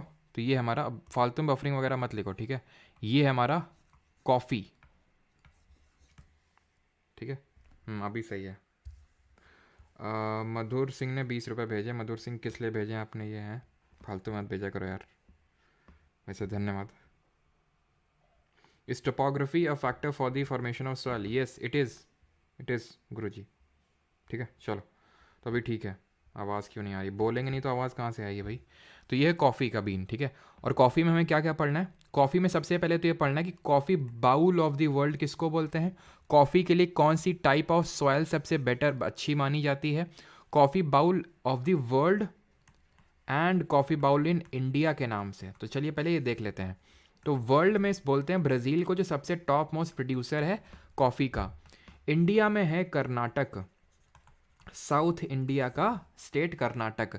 अब जरा कमेंट में ये मुझे ये बता दो कि प्री मॉनसून शावर्स का क्या नाम है कर्नाटक में, जो कॉफ़ी फ्लावर ये जो होता है इसको ब्लॉसम करने में, इसकी अर्ली राइपनिंग में हेल्प करते हैं। जैसे कि ये जूट पढ़ रहे थे, तो हमने जब मानसून पढ़ा था तो जो हमारे प्री मॉनसून शावर्स है उसके बारे में पढ़ा था। तो हमने ये देखा था कि जो हमारे नॉर्वेस्टर्स होते हैं, जिनको कि पश्चिम बंगाल में काल बैसाखी के नाम से जाना जाता है, बांग्लादेश और असम में बरदौली चीरहा के नाम से जाना जाता है, तो जूट की खेती के लिए बहुत अच्छे होते हैं। उसी तरह जो कॉफ़ी होता है, कॉफ़ी के लिए हमने पढ़ा था ब्लॉसम शावर्स, ब्लॉसम शावर्स पढ़े थे हम लोगों ने, ठीक है, जो कॉफ़ी को हेल्प करते हैं। अब कर्नाटक सबसे टॉप मोस्ट प्रोड्यूसर ही नहीं है, बल्कि बहुत high variety of coffee produce करता है अक्रॉस दी होल वर्ल्ड, जिसमें कि आती हैं अराबिका, लिब्रिका, रोबस्ता। ये कॉफ़ी की वैरायटीज़ हैं, उसकी नहीं ठीक है। तो यहाँ पे बात करें लिब्रिका, अराबिका, लिब्रिका और रोबस्ता, तो ये किसकी वैरायटीज़ हैं? कॉफ़ी की, जो कि हमने एक तरह से सऊदी अरब, यमन, यहाँ से जो ट्रेडर्स आते थे उन्होंने यहाँ पे इंट्रोड्यूस करी थी, ये सब बहुत हाई वैरायटीज़ है, बहुत महंगी बिकती हैं ये। सॉयल की अगर बात करें तो लैटेराइट जो मृदा होती है, लैटेराइट सॉयल जिसके बारे में हमने कल पढ़ा था, जो निच्छालन की प्रक्रिया यानी कि लीचिंग के प्रोसेस से बनती है, ब्रिक सॉयल के नाम से जानी जाती है, और कैशिव नट यानी कॉटन की खेती, सॉरी काजू की खेती के लिए सबसे बेस्ट सूटेबल है, और हाई रेनफॉल एरिया में हमें देखने को मिलती है। क्लियर? तो लैटेराइट सॉयल सबसे ज़्यादा सूटेबल होती है कॉफ़ी के लिए, कॉफ़ी के प्लांट के लिए। ठीक है, आगे बढ़ते हैं। अब हमारी अगली है दैट इज़ राइस। ठीक है, राइस यहाँ पे आप देख सकते हैं, इसको पैडी के नाम से भी जाना जाता है। पैडी क्या होता है भाई? राइस तो तब होता है जैसे ये धान होती है। ठीक है, धान को क्या किया जाता है, तो ऐसे इसकी सैपलिंग्स जो होती हैं, इसकी क्या बोलते हैं, इसको कुछ बोलते हैं, पिरोना कुछ बोलते हैं ना, पिरोई जाती हैं। ठीक है, तो ये ऐसे करके बहुत ही दलदली स्वैम्पी एरिया में इनको बोया जाता है। तभी ये एक खरीफ फसल है, जब मानसून आता है तो खूब बारिश होती है और तब इनको बोया जाता है। और आप मुझे कमेंट में ये बताएंगे कि जो दलदली क्षेत्र होता है, जो एक मान लो ये वाटर लॉगिंग हो रखी है, मतलब खूब पानी भर रखा है, इससे कौन सी गैस निकलती है, बताएंगे कमेंट में। तो पैडी, अभी ये पैडी है, अभी ये लोग बोल रही हैं। ठीक है, तो ये अभी पैडी है। जब इसको निकाला जाएगा, फिर इसकी प्रोसेसिंग की जाएगी, तब चावल बनता है। तो इसमें यह ध्यान रखना है कि इसको हाई टेम्परेचर और हाई रेनफॉल वाला फैक्टर तो बहुत इंपॉर्टेंट है। हाई रेनफॉल चाहिए और हाई टेम्परेचर भी इसको चाहिए। ठीक है, और अगर बात करें, आपसे एक क्वेश्चन पूछ लेता है कि औस, अमन और बोरो ये किसकी वैरायटी है? औस, अमन और बोरो, तो ध्यान रखना औस, अमन और बोरो ये तीनों वैरायटीज़ हैं राइस की ही। ये कब ग्रो की जाती हैं उसके बेसिस पे इसको औस, अमन और बोरो के उसमें डिवाइड करते हैं। जैसे औस वगैरह को मार्च के टाइम पे, अमन को जैन फेब के टाइम पे, बोरो को सितंबर अक्टूबर के टाइम पे ग्रो किया जाता है। तो आपको ये नहीं पता होना है कि कब ग्रो की जाती है, बस औस, अमन, बोरो किसकी वैराइटीज़ है, तो ये पैडी या फिर राइस की वैराइटीज़ हैं। और ये जो वाटर लॉक्ड जहाँ पे भी कंडीशंस होती है, वहाँ से मेथेन गैस का रिसाव होता है, जिसको कि हम CH4 से रिप्रेजेंट करते हैं, मेथेन गैस। ठीक है, मेथेन गैस इसको बोलते हैं। ऑलराइट, आगे बढ़ते हैं। और ये जो मेथेन गैस है, ये सिर्फ यहीं से नहीं बल्कि जो टर्माइट्स, जो ये दीमक होती है, वहाँ जो ये रहते हैं दीमक, वहाँ से भी निकलती है। जहाँ पे भी वाटर लॉक्ड कंडीशंस होगी, वहाँ पे हमें मेथेन देखने को मिलती है। क्लियर? मेथेन की मात्रा कहाँ पे, किस प्लैनेट में सबसे ज़्यादा, जरा कमेंट बताएंगे किस ग्रह में सबसे ज़्यादा है। आगे बढ़ते हैं। ये क्या है हमारा? ये है, जल्दी से बताइए कौन सा किस चीज़ की खेती हो रही है यहाँ पे? तो ये हो रही है टी, ये टी प्लांटेशंस हैं। दार्जिलिंग, असम, यहाँ पे बहुत होती है। ठीक है, तो टी के लिए क्या रिक्वायरमेंट है? एक तो थोड़ी सी एसिडिक सॉइल होनी चाहिए, जिसका pH समथिंग 5 के अराउंड होना चाहिए। एसिडिक सॉइल थोड़ी होनी चाहिए। ठीक ठाक अमाउंट ऑफ रेनफॉल भी चाहिए, लेकिन बहुत ज़्यादा रेनफॉल भी नहीं, यानी मॉडरेट रेनफॉल की रिक्वायरमेंट होती है इसको, मॉडरेट रेनफॉल। और एक चीज़ और यहाँ पे ध्यान रखना कि जो राइस होती है, ये इंडिया की एक स्टेपल क्रॉप है। इंडिया की, यहाँ पे कलर सूटेबल नहीं है, ये कैसा है, एक सेकंड, ब्लू। ये इंडिया की एक स्टेपल क्रॉप है। स्टेपल क्रॉप क्या होती है? स्टेपल क्रॉप वो होती है जिसको कि बहुत ज़्यादा यूज़ किया जाता है, बहुत ज़्यादा खाया जाता है उसको। समझ रहे हैं आप? स्टेपल क्रॉप को बहुत ज़्यादा एक तरह से खाया जाता है, बहुत ज़्यादा यूज़ में लिया जाता है, उसको स्टेपल क्रॉप बोलते हैं। राइस और व्हीट इंडिया की दो स्टेपल क्रॉप्स हैं। गेहूं और चावल हम लोग बहुत खाते हैं। नॉर्थ इंडिया में आप चले जाइए, गेहूं का बहुत यूज़ होता है। आप ईस्टर्न इंडिया में चले जाइए, साउथ इंडिया में चले जाइए, जैसे वेस्ट बंगाल वगैरह में या फिर साउथ इंडिया में, तो राइस बहुत खाया जाता है। तो ये दोनों स्टेपल फूड क्रॉप्स हैं जिनको बहुत ज़्यादा यूज़ में लिया जाता है। ठीक है, एंड टी की अगर बात करें, मॉडरेट रेनफॉल, एसिडिक सॉइल, और इसको क्या है कि इसको छाया चाहिए, इसको थोड़ी बहुत शैडो चाहिए। अब देखिए, मॉडरेट रेनफॉल चाहिए, दार्जिलिंग वगैरह में खूब ठीक ठाक रेनफॉल होती है, तो इसी वजह से ये हिली ट्रैक्ट्स हैं, तो इसमें पानी टिकता नहीं है। और ये देखिए बीच बीच में आपको प्लांट्स देखने को मिलेंगे, ये जो इनको छाया प्रोवाइड करते हैं, थोड़ी बहुत शैडो प्रोवाइड करते हैं इनको, तो इनको थोड़ी बहुत शैडो भी चाहिए। टी के मामले में अगर हम बात करें तो इंडिया में असम इसका टॉप मोस्ट प्रोड्यूसर है। ओवरऑल अगर बात करें पूरे वर्ल्ड में, तो चाइना इसका टॉप मोस्ट प्रोड्यूसर है। चाइना के बाद इंडिया आता है, और इंडिया में सबसे ज़्यादा टॉप मोस्ट प्रोड्यूसर असम है इसमें। ठीक है, अगले पे आते हैं। ये क्या है? ये हैं हमारे लेग्यूमिनस क्रॉप्स। ये हैं हमारे लेग्यूमिनस क्रॉप्स। अब ये लेग्यूमिनस क्रॉप्स क्या होती हैं? इनको हम लेग्यूम्स के नाम से भी जानते हैं। लेग्यूम्स क्या होती हैं? लेग्यूम्स वो होती हैं जिनकी रूट्स में, ये वो क्रॉप्स होती हैं जिनकी रूट्स में, जिनकी जड़ों में एक नाइट्रोजन फिक्सिंग बैक्टीरिया होता है। नाइट्रोजन फिक्सिंग, नाइट्रोजन को फिक्स कर देने वाला बैक्टीरिया होता है। अब होता ये है कि हमारे एटमॉस्फेयर में, वायुमंडल में चारों तरफ नाइट्रोजन घूम रही है, यहाँ तक कि नाइट्रोजन सबसे ज़्यादा है, 78% है। दूसरे नंबर पे कौन सी गैस आती है, आप कमेंट में बताएंगे जल्दी से। तो नाइट्रोजन सबसे ज़्यादा है, लेकिन नाइट्रोजन को ये प्लांट यूज़ नहीं कर पाते हैं डायरेक्टली। जैसे इनकी पत्तियाँ हैं तो ऐसा नहीं कि आओ बस समा लिया अंदर में ना, यूज़ नहीं कर पाते। तभी तो हम आपने ये चीज़ पढ़ी होगी, यहाँ पे जगह नहीं है, चलो यहाँ बताता हूँ। तभी आपने चीज़ पढ़ी होगी कि NPK के फर्टिलाइज़र होते हैं, नाइट्रोजन, फॉस्फोरस और पोटेशियम, यानी जो हमारे इंपॉर्टेंट फर्टिलाइज़र होते हैं उनमें से NPK मैक्रो न्यूट्रिएंट बोलते हैं इनको, प्लांट का मैक्रो न्यूट्रिएंट बोलते हैं, ध्यान रखना, मैक्रो न्यूट्रिएंट। जैसे कि तुम में से काफ़ी लोग जिम जाते होंगे, यहाँ पे कौन कौन जाता है यहाँ पे जिम, तो मैक्रो माइक्रो मैक्रो मैक्रो बहुत करते होगे तुम। मैक्रो में तुम्हारा क्या आता है, फैट आता है, कार्ब्स आते हैं और प्रोटीन्स आते हैं, ये मैक्रो में आता है। माइक्रो में जो मल्टीविटामिन लेते रहते हो, मल्टीविटामिन मत लिया करो, जो गोली लेते रहते हैं ना मल्टीविटामिन, सोचते हो कि भाई खाने से हम बहुत हैंडसम और ये सब हो जाएंगे। ठीक है, हैंडसम होना अच्छी बात है, जो भी आपको नेल्स अच्छे करने हैं, हेयर्स अच्छे करने हैं, लेकिन मल्टीविटामिन से अच्छा है फ्रूट्स कंज्यूम करिए। ठीक है, वो एक ऐसे ही मैं फेंक नहीं रहा हूँ, मतलब अपना कोई वो नहीं बता रहा हूँ मैं, ये एक्चुअल में जो रिसर्च पेपर्स वगैरह अगर जो पब्लिश हुए थे उसमें ये दिखाया गया था कि किस तरह से आप जब मल्टीविटामिन आपने खाए, ठीक है, इसको कुछ टर्म बोलते हैं, मेरे दिमाग में आ नहीं रहा है, तो होता क्या कि आपको लगता है ओहो मैं हेल्दी डाइट फॉलो कर रहा हूँ, मैं तो सारी चीज़ें ढंग से कर रहा हूँ, तो आप हेल्थ कॉन्शियस हो जाते हो। तो आपके मान लो कि आपके नेल्स बेटर हो गए, आपकी स्किन बेटर हो गई, तो आपको लगता है देखा मैंने ये मल्टीविटामिन कंज्यूम किए इस वजह से होगा, लेकिन एक्चुअल में उसकी वजह से नहीं हुआ। एक्चुअल में क्योंकि आप एक तो वैसा सोच रहे हैं, पहला, दूसरा उस सोच की वजह से आप वैसा हेल्दी लाइफस्टाइल को भी फॉलो कर रहे हैं, जैसे कि आप फल खा रहे हैं, आप फैटी चीज़ें नहीं खा रहे हैं, तो उसकी वजह से भी बेटर होती हैं चीज़ें। ठीक है, तो वो मैक्रोज होते हैं हमारे ह्यूमंस के लिए, ये NPK होते हैं इन पेड़ पौधों के लिए। तो N जो है नाइट्रोजन हमें यूरिया में डालना पड़ता है, यूरिया में नाइट्रोजन होता है ना, यूरिया NH2CONH2 उसका फॉर्मूला होता है। तो ये जो होते हैं लेगुमिनस क्रॉप्स जो होती हैं, ये नाइट्रोजन फिक्सिंग बैक्टीरिया इनकी रूट्स में मौजूद होते हैं। ये जो देख पा रहे हैं ये नाइट्रोजन फिक्सिंग बैक्टीरिया, ये क्या करते हैं, नाइट्रोजन को एक्सट्रैक्ट कर लेते हैं और इनको प्लांट को सप्लाई कर देते हैं, सॉइल में रीस्टोर कर देते हैं, सॉइल से रीस्टोर मतलब हो जाते हैं। एटमॉस्फेरिक नाइट्रोजन जो होती है उसको प्लांट यूज़ नहीं कर पाते, मिट्टी में जो होता है उसको यूज़ कर लेते हैं। तो ये लोग क्या करते हैं, एटमॉस्फेरिक नाइट्रोजन को फिक्स करके सॉइल में ले आते हैं ये, और ये होता है मेन, जैसे कि राइजोबैक्टर। इसमें हमारे लेग्यूमिनस में आते हैं मेनली जो दालें वगैरह होती हैं, जो पल्सेस वगैरह होती हैं, ठीक है, पल्सेस दालें, तो उनमें क्या होता है, जैसे राइजोबैक्टर होगा दालों में, जैसे तूर दाल, अरहर दाल, तो इनमें राइजोबैक्टर होता है। और भी बैक्टीरिया होते हैं जैसे नॉस्टॉक हो गया, अनाबानो हो गया, ठीक है, जैसे कि नॉस्टॉक करके भी होता है, लेकिन मेन होता है आपका राइजोबैक्टर। तो ये क्या करते हैं, फिक्स कर देते हैं उसको, ये इंपॉर्टेंट है। एक होता है हमारा राजमा, ठीक है, राजमा एक क्वेश्चन बना था एक बार कि कौन सा लेग्यूमिनस फैमिली से बिलोंग करता है, लेकिन उसमें राइजोबैक्टर नहीं होता उसके रूट्स में, तो राजमा होता है, तो इसमें फर्टिलाइजर डालना पड़ेगा।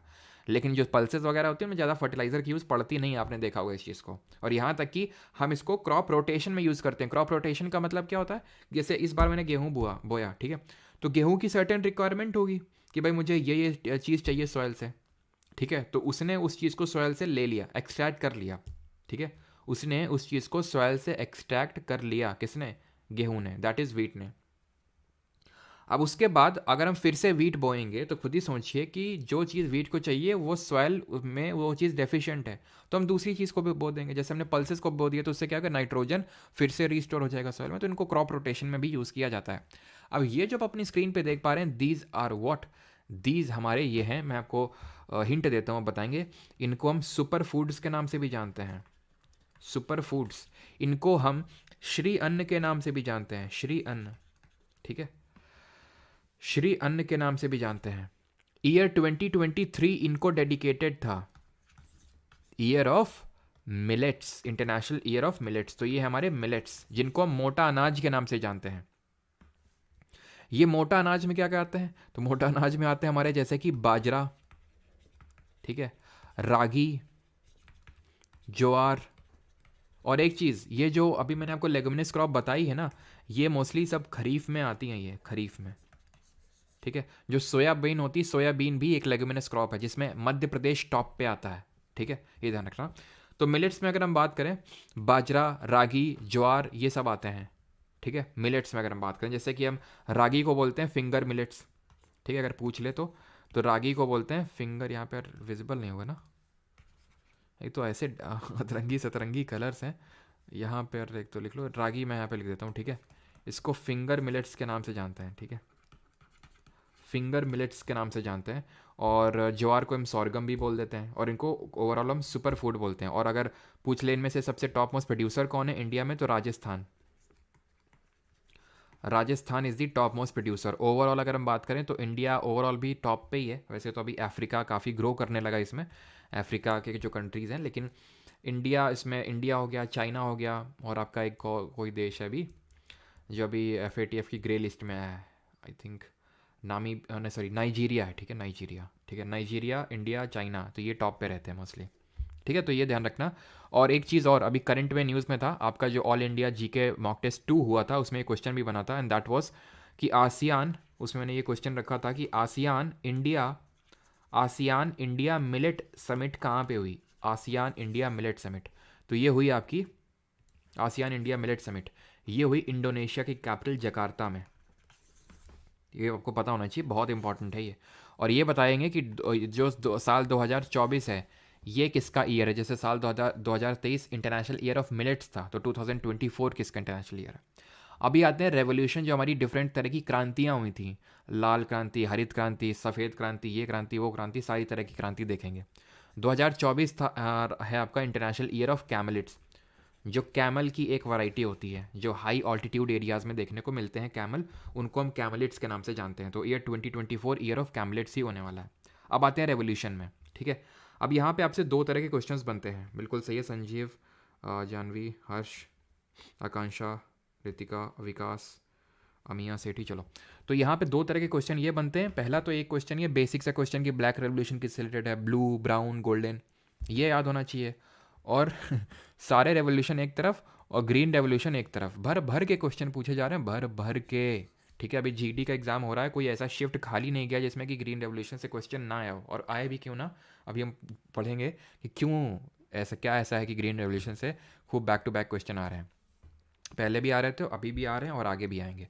तो ब्लैक रेवोल्यूशन की अगर बात करें पेट्रोलियम प्रोडक्शन से, तो जो हमारा कच्चा तेल होता है वो काले कलर का होता है ना, जो पेट्रोल डीजल वगैरह।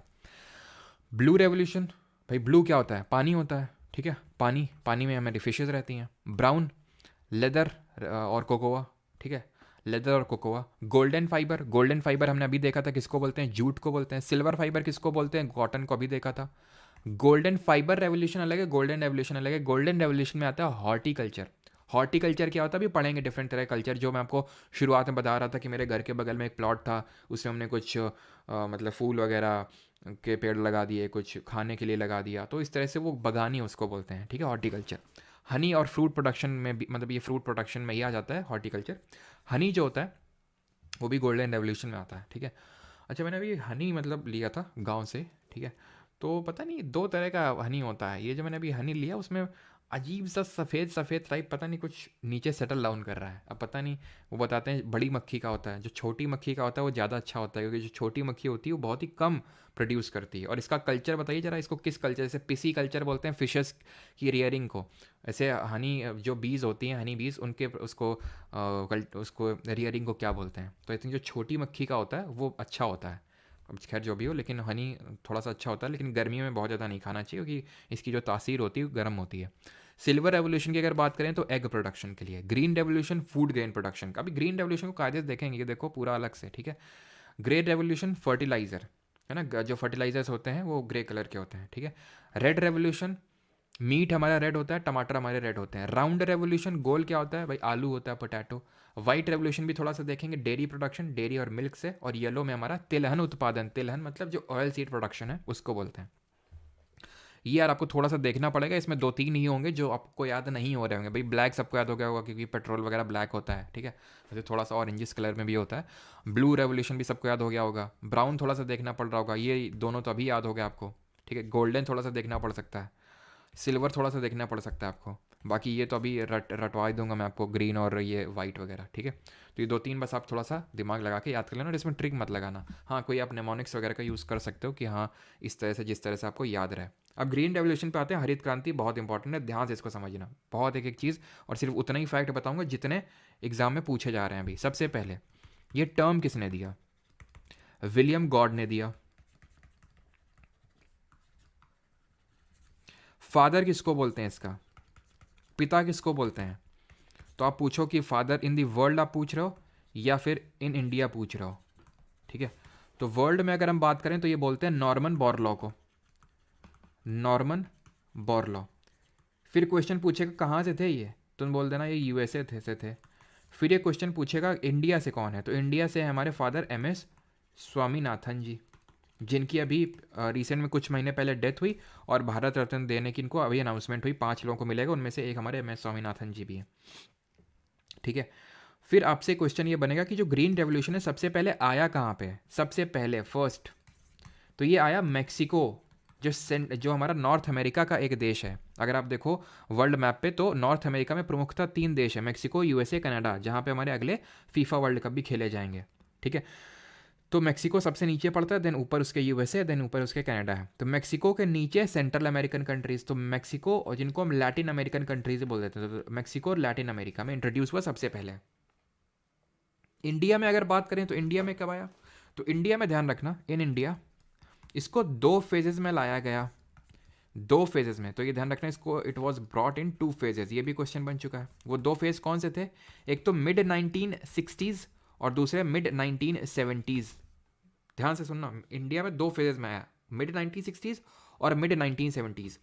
हुआ क्या इसमें, हुआ ये, इसमें था क्या, इसको हम पता है, इसको ग्रीन रेवोल्यूशन को हम वीट रेवोल्यूशन, वैसे तो ये फूड ग्रेन के प्रोडक्शन से एसोसिएटेड है, फूड ग्रेन जिसमें कि हमारा मेनली स्टेपल क्रॉप्स गेहूं चावल ये सब आते हैं, तो इसको हम वीट रेवोल्यूशन के नाम से भी जानते हैं, क्योंकि इसने इंडिया में वीट का प्रोडक्शन ड्रास्टिकली बहुत तेजी के साथ इंक्रीज कर दिया।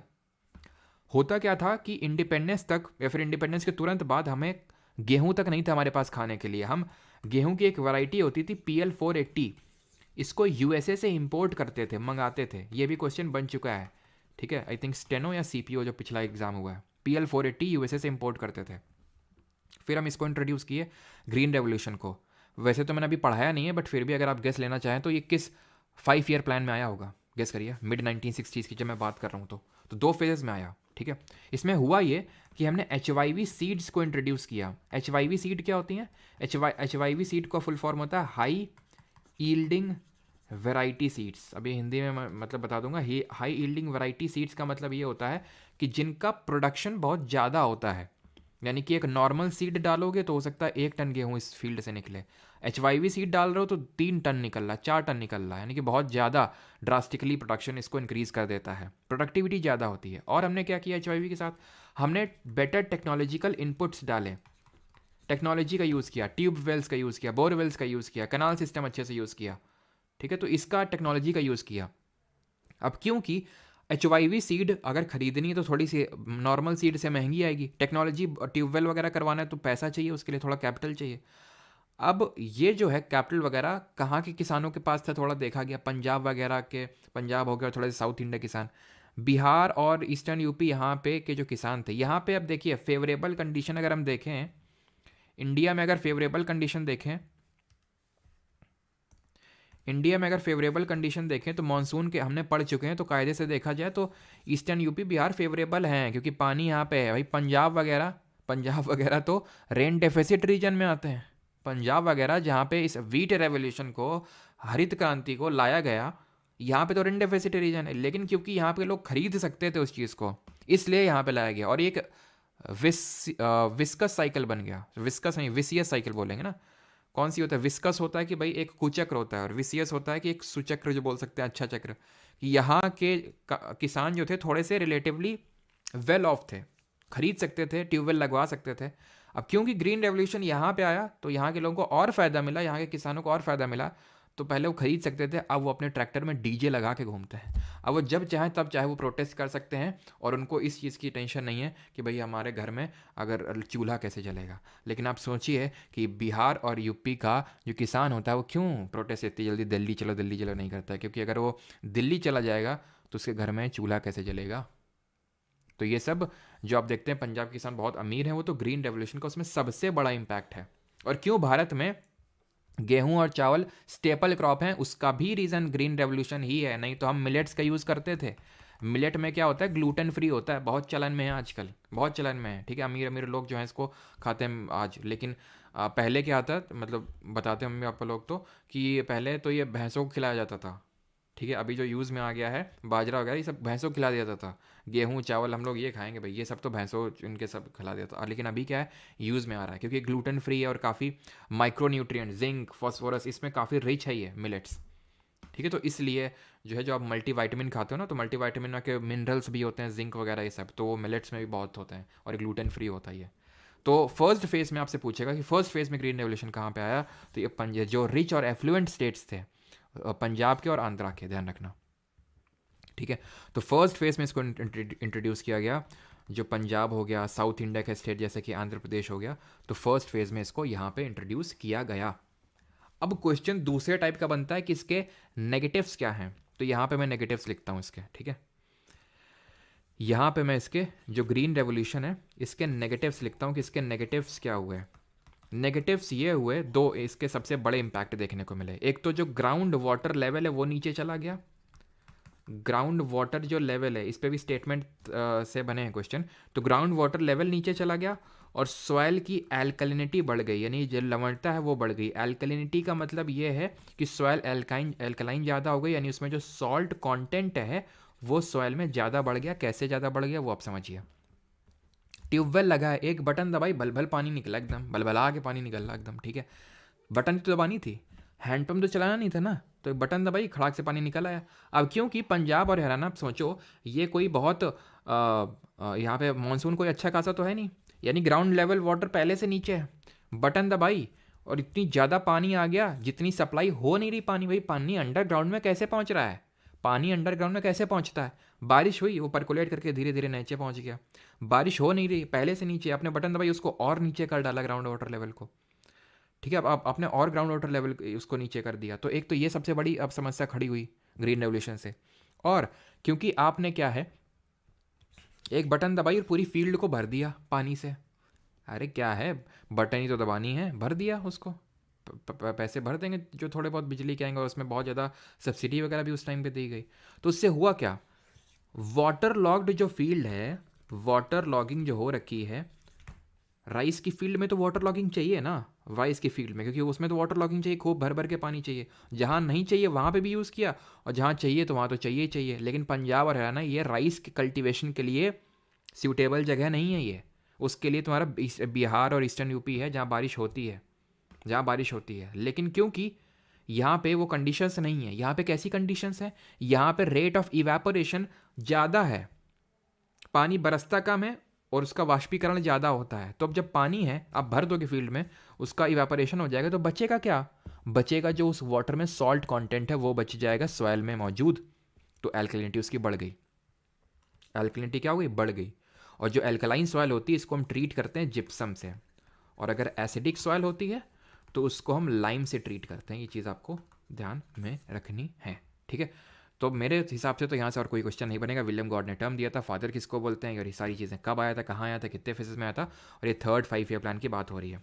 तीसरी पंचवर्षीय योजना की बात हो रही है, और इसी तीसरी पंचवर्षीय योजना में इसी के चलते ही हमने 1965 में फूड कॉरपोरेशन ऑफ इंडिया और commission on agricultural cost and prices, जो एमएसपी, मिनिमम सपोर्ट प्राइस यानी न्यूनतम समर्थक मूल्य निर्धारित करता है, उसको यहाँ पे स्टैब्लिश किया गया था 1965 में। यहाँ तक किसी कोई डाउट होगा तो पूछ लेगा। सर मिनरल्स इन इंडिया होगा, कल होगा, नो नेम जी, कल होगा, ठीक है।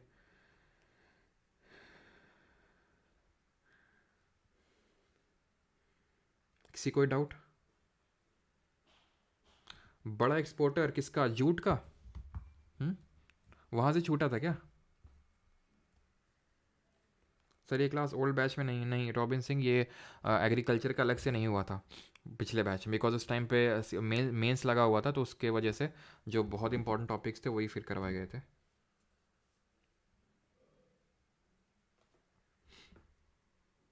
तो अभी इसीलिए हम बात करते हैं कि भाई एवर ग्रीन रेवोल्यूशन लाना है, ग्रीन रेवोल्यूशन नहीं, ever green, no doubt. Okay, question करेंगे, बस ये थोड़ा सा कर लें, 2-3 स्लाइड्स और बची हैं, बस ये आखिरी टॉपिक, इसके बाद डिफरेंट कल्चर, बस आखिरी है ये, इसके बाद क्वेश्चंस करेंगे, ठीक है। तो वाइट रेवोल्यूशन की अगर बात करें तो ये आपके मिल्क प्रोडक्शन से एसोसिएटेड है। मिल्क प्रोडक्शन, जिसको दुग्ध उत्पादन बोलते हैं, ठीक है, मिल्क प्रोडक्शन से। इसको हम ऑपरेशन फ्लड के नाम से भी जानते हैं। फ्लड किसकी? बाढ़ किसकी? दूध की बाढ़। और इसने इंडिया में बहुत ज़्यादा, एक तरह से हम बोल सकते हैं कि मिल्क की एक तरह से स्कारसिटी को ख़त्म किया, और मिल्क प्रोडक्शन में इंडिया जो है इस समय ऑलमोस्ट टॉप पे रैंक करता है। और आप कमेंट में अच्छा ये बताइए, इसके फादर किसको बोलते हैं, ठीक है, इसके फादर किसको बोलते हैं वाइट रेवोल्यूशन के, ठीक है। तो जो हमारी अमूल है, आपने अमूल कंपनी का नाम सुना होगा, वो एक्चुअल में इसी का जनक है, मिल्क प्रोडक्शन कॉपरेशन फ्लड का, वाइट रेवोल्यूशन का, डॉक्टर वर्गीस कुरियन, ठीक है। डॉक्टर वर्गीस कुरियन को इसका फादर बोलते हैं, ठीक है, क्लियर। आगे बढ़े, अब यहाँ पे आ जाते हैं डिफरेंट तरह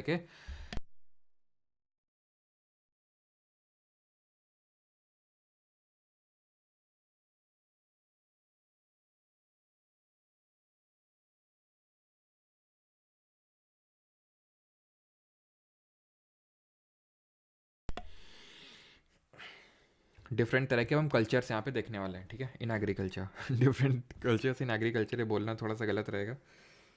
चलो, ये आपका 1970 के टाइम पे आया था, ठीक है, 1970 से लेकर 96 तक रहा था मेरे लिए, ठीक है, मिल्क प्रोडक्शन को इंक्रीज़ करने के लिए, है ना।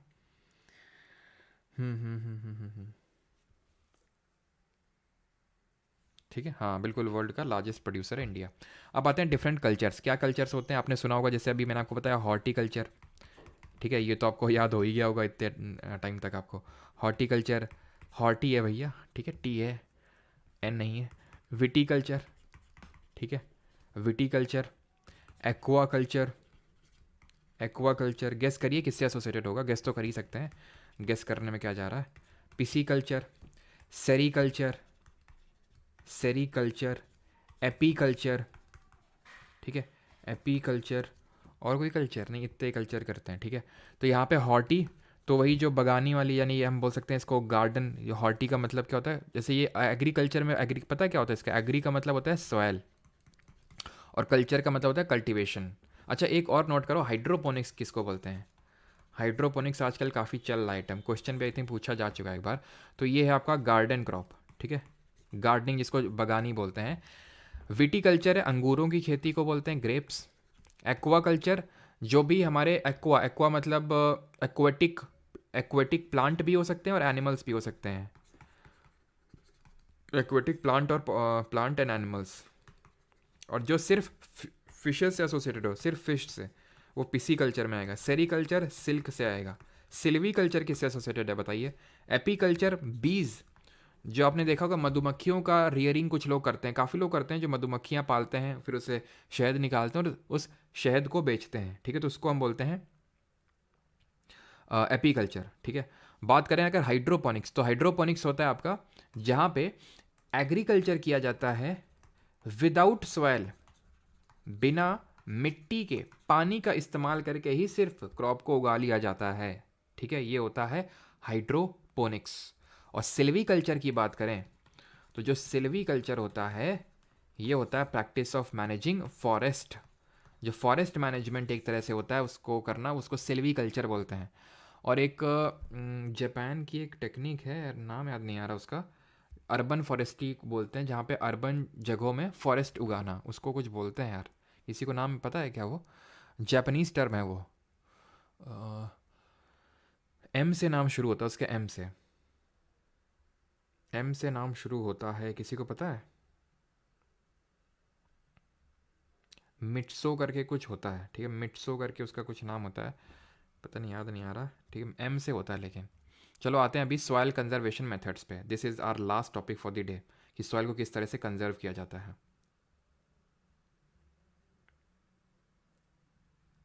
किसी को नहीं पता, एम से नाम है यार उसका।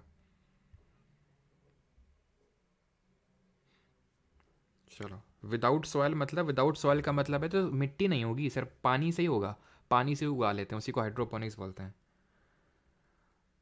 मियाँ करके कुछ है आई थिंक यार, मियाँ तो याद आ रहा है लेकिन, मिट्सो मियाँ करके कुछ ऐसा कुछ है।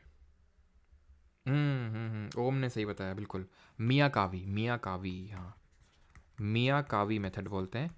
ये अर्बन में फॉरेस्ट उगाने की एक टेक्निक होती है, मियाकावी मेथड। चलो सॉइल कंजर्वेशन मेथड पे आते हैं। सॉइल के डिफरेंट कंजर्वेशन मेथड होते हैं, तो उसमें से ये पहला है, इसको बोलते हैं कॉन्टूअर बंडिंग। ठीक है, बस 2 मिनट का और है, मुश्किल से 2 मिनट, 2 मिनट आप टाइमर भी लगा सकते हो, 2 मिनट से ज़्यादा नहीं होगा, बिल्कुल मियाकावी सबका सही है। हाँ ठीक है, चलिए तो यहाँ पे है आपको, उसको बोलते हैं कॉन्टूअर बंडिंग या फिर कॉन्टूअर प्लॉइंग।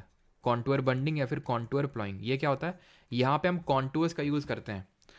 तो यहाँ पे हम करते क्या है कि जहाँ पे हिली ट्रैक्ट्स होते हैं, हिली एरियाज होते हैं, तो यहाँ पे बीच में या तो कुछ हम इस तरह का अरेंजमेंट कर देंगे, पत्थर वगैरह रख देंगे, उनके बीच में मिट्टी से जमा देंगे, या फिर कुछ पेड़ पौधे ही लगा देंगे, जिससे कि सरफेस रन ऑफ ना हो। पानी बरसेगा तो अगेन टॉप सॉइल निकलेगी यहाँ से, तो यहाँ से अगर हम यहाँ पे लगा देंगे पेड़ पौधे तो टॉप सॉइल नहीं उतनी जल्दी निकल पाएगी। इसको कॉन्टूअर बंडिंग बोलते हैं। ये टेरेस फार्मिंग की तरह कुछ कुछ लग रही होगी, लेकिन टेरेस फार्मिंग नहीं है। टेरेस फार्मिंग क्या है कि आप सीढ़ी बना रहे हो, सीढ़ी में कल्टीवेशन कर रहे हो, सीढ़ी में उगा रहे हो। यहाँ पे क्या है, एजेस में आप उगा रहे हो। ठीक है, सो दैट पानी का रन ऑफ ना हो, इसलिए मेन आप कर रहे हो कॉन्टूअर बंडिंग। इसको क्या बोलते हैं? इसको बोलते हैं मल्चिंग। ये क्यों किया जाता है मल्चिंग? मल्चिंग जिसको पलवार भी बोलते हैं, पलवार ये क्या होता है? इसमें हम पराली को, पराली क्या होता है, जो क्रॉप रेजिड्यू होता है, जैसे कि गेहूं हो गया, धान की खेती हो गई, तो उसके बाद कुछ बचता है, रेजिड्यू बचता है, उसको पराली बोलते हैं। तो हम क्या करते हैं, उस पराली को या फिर कुछ किसी भी ऑर्गेनिक मैटर को हम मिट्टी में डाल देते हैं, सो दैट जो सॉइल का मॉइस्चर है वो सॉइल अपना मॉइस्चर को रिटेन रखे, सॉइल अपने मॉइस्चर को रिटेन रखे, नहीं तो धूप पड़ेगी तो मॉइस्चर उड़ जाएगा।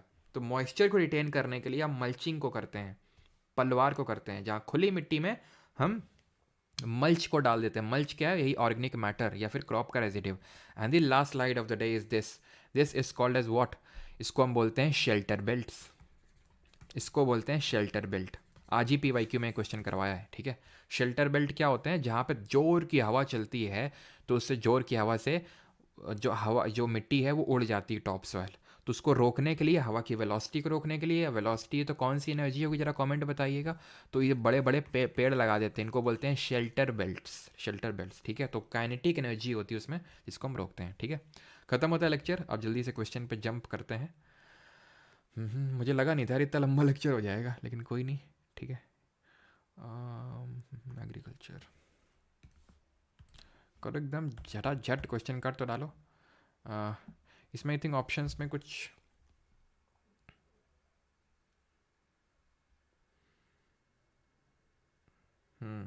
सबका सही। चलो, तो identify the odd one out, odd one को पहचाने। तो white revolution, green revolution, seed fertiliser water technology या फिर मॉडर्न एग्रीकल्चरल टेक्नोलॉजी। तो यहाँ पे मेरे हिसाब से 2 ऑप्शन, या तो पता नहीं ऑप्शंस में गलत है क्या कुछ, क्योंकि ये दोनों तो ऑड होंगे। एक सेकंड एक सेकंड एक सेकंड, फिर ऑड होना चाहिए यहाँ पे वाइट रेवोल्यूशन। क्यों? क्योंकि भाई ग्रीन रेवोल्यूशन है, जिसको हम वीट रेवोल्यूशन के नाम से जानते हैं, फूड ग्रेन का प्रोडक्शन किया। फूड ग्रेन का प्रोडक्शन कैसे हुआ? ग्रीन रेवोल्यूशन कैसा है? जहाँ पे हमने मॉडर्न एग्रीकल्चरल टेक्नोलॉजी का यूज़ किया, हमने हाई ईल्ड वैरायटी सीड का यूज़ किया, फर्टिलाइज़र भर भर के यूज़ किए। उस फर्टिलाइज़र को यूज़ करने की वजह से हुआ क्या? ये भी एक डाउन साइड है, ध्यान रखना, ये भी एक नेगेटिव है हरित क्रांति का, ग्रीन रेवोल्यूशन का, जिसको आप उसी में नेगेटिव्स में लिखेंगे कि ये क्या डाउन साइड है ग्रीन रेवोल्यूशन का, कि इसमें जब फर्टिलाइज़र का हम बहुत ज़्यादा यूज़ करेंगे सॉइल में, तो आपने एक्स अमाउंट ऑफ, मान लेते हैं, फर्टिलाइज़र का यूज़ किया।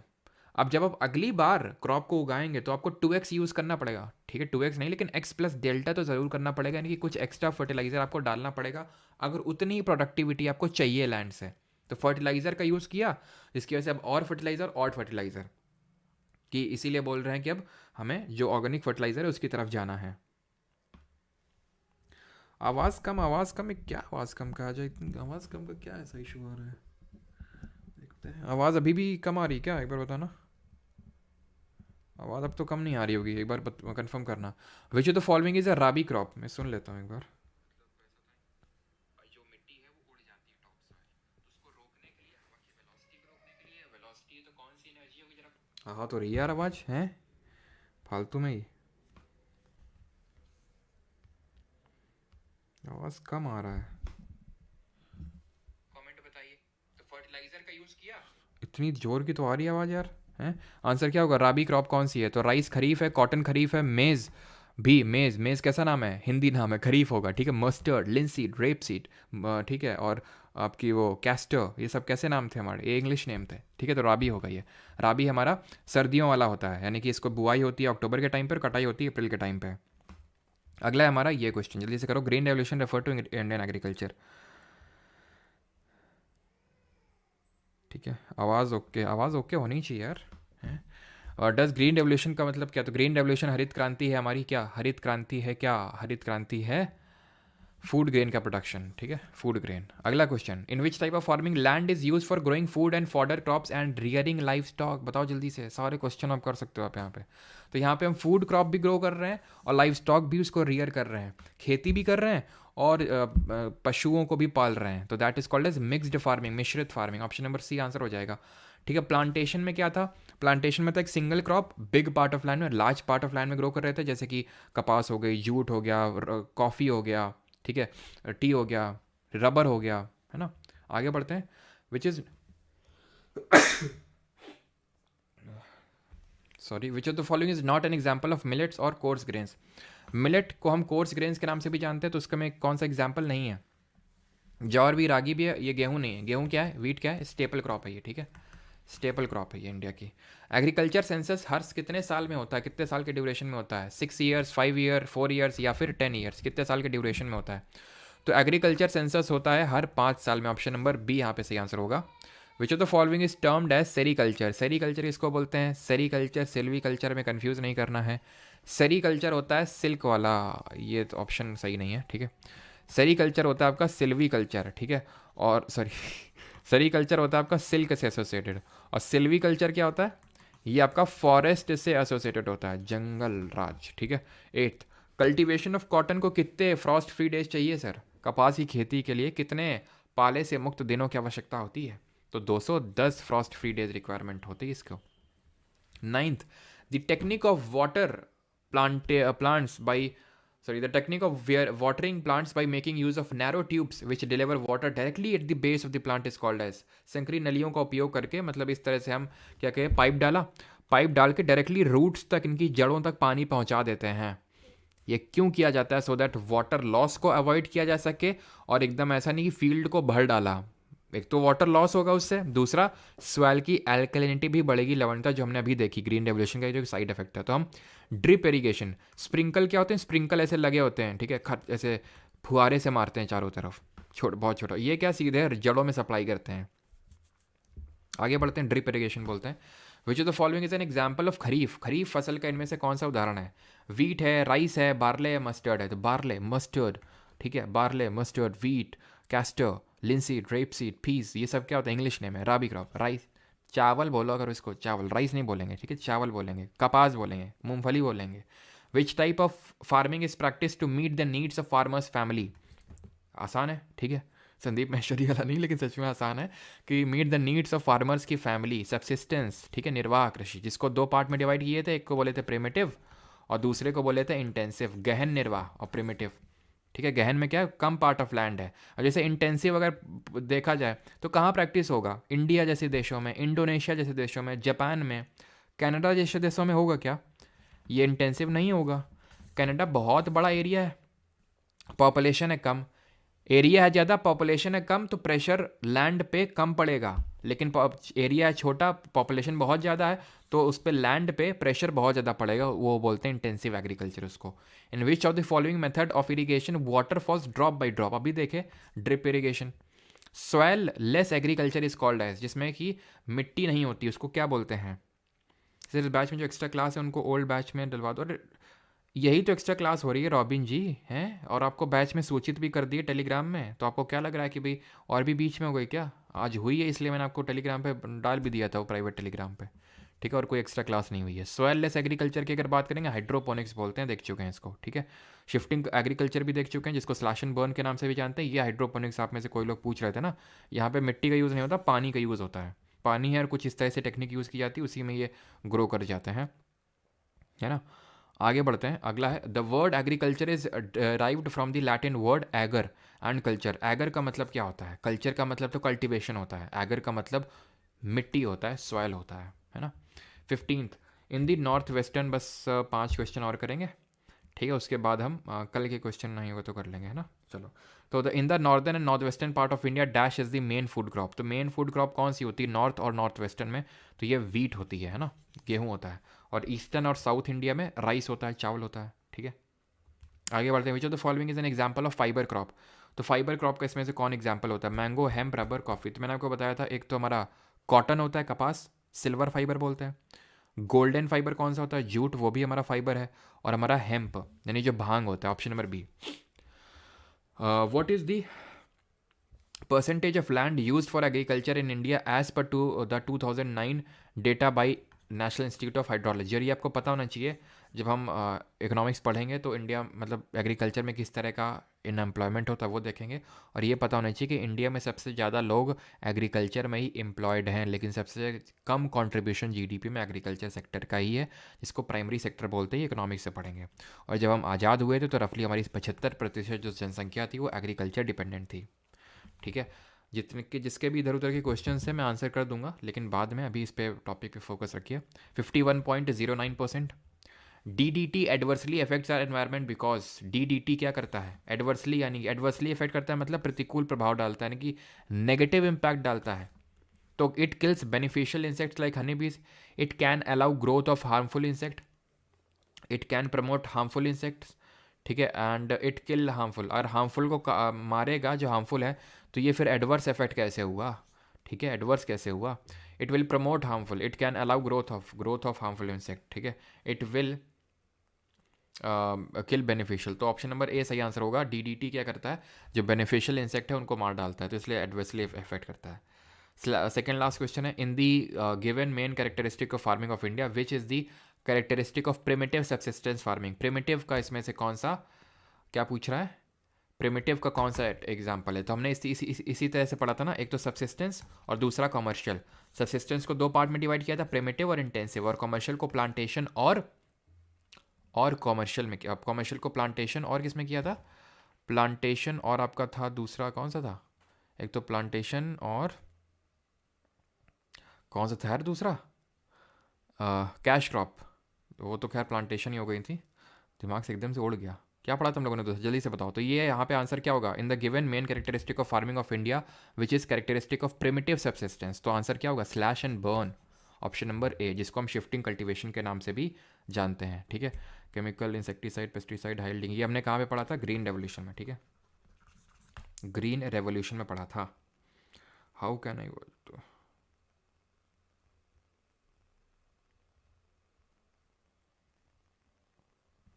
सबका सही है, ठीक है। हम मिक्स्ड पढ़ा था, बिल्कुल मिक्स्ड पढ़ा था हम लोगों ने, मिक्स्ड फार्मिंग, ठीक है, जहाँ पे एग्रीकल्चर और लाइफ स्टॉक दोनों होता है। India lost a large portion of dash growing area to Pakistan during partition. तो हमने कौन सा पार्टीशन में खो दिया था? तो अगर आप ध्यान से देखें तो कॉटन होती है उस साइड, है ना, कॉटन होती है, कपास। तो ऑप्शन नंबर डी। जूट तो ईस्टर्न इंडिया में होता है। आ, ये आई थिंक आप कर लेंगे, है कि नहीं? कुछ ही क्वेश्चन है, चलो एक क्वेश्चन और करवाते हैं, 21वां वाला। विच of the following is the main food crop of the semi arid. तो मेन फूड क्रॉप कौन सी? जवार, मेज़, बाजरा या फिर रागी। तो सेमी एरिड जो होता है इलाकों, वहीं पे हमारे क्या होते हैं ना, जो मिलेट होते हैं, मिलेट जिनको हम श्री अन्न या फिर सुपर फूड बोलते हैं। एक तो ग्लूटेन फ्री होते हैं, न्यूट्रिएंट बहुत होते हैं, और इनको वाटर भी नहीं चाहिए होता, वाटर भी बहुत कम चाहिए होता है, इसलिए सेमी एरिड इलाकों में भी हो सकते हैं। फर्टिलाइज़र की जो बहुत ज़्यादा कोई नीड नहीं होती इनको, फर्टिलाइज़र ऐसे ही ग्रो कर दिए जाते, तभी तो इनको गाँव में गाय भैंसों को खिलाया जाता था, ठीक है। तो इसीलिए, क्योंकि इनको बहुत ज़्यादा पानी नहीं चाहिए, बहुत ज़्यादा इनको एक तरह से वो फर्टिलाइज़र भी नहीं चाहिए। तो ये बाजरा इसका आंसर होगा, ऑप्शन नंबर सी, ठीक है। चलिए बाकी आप क्वेश्चन कर लेंगे, ठीक है, आसान से क्वेश्चन है। आप कर लेते हैं थोड़े से जल्दी से, अपने सब्र का बांध टूटने मत दीजिएगा। कल सॉयल और टॉपिक वाले जो थे हमारे क्वेश्चन, उनको कर लेते हैं, सॉयल और नेशनल पार्क, जल्दी से। Thank you sir, good night. बेटा निकलो बेटा, तुम पहली फुर्सत में। गुड नाइट है, अभी तुम्हारी गुड नाइट होने लगी। बस कोई बोल रहे हैं कुछ क्वेश्चन और कर लो, हमारे साथ चलना, लेकिन ना अकेले, हमें डर लगता है बाहर जाने में, ठीक है, तो हमारे साथ चलना।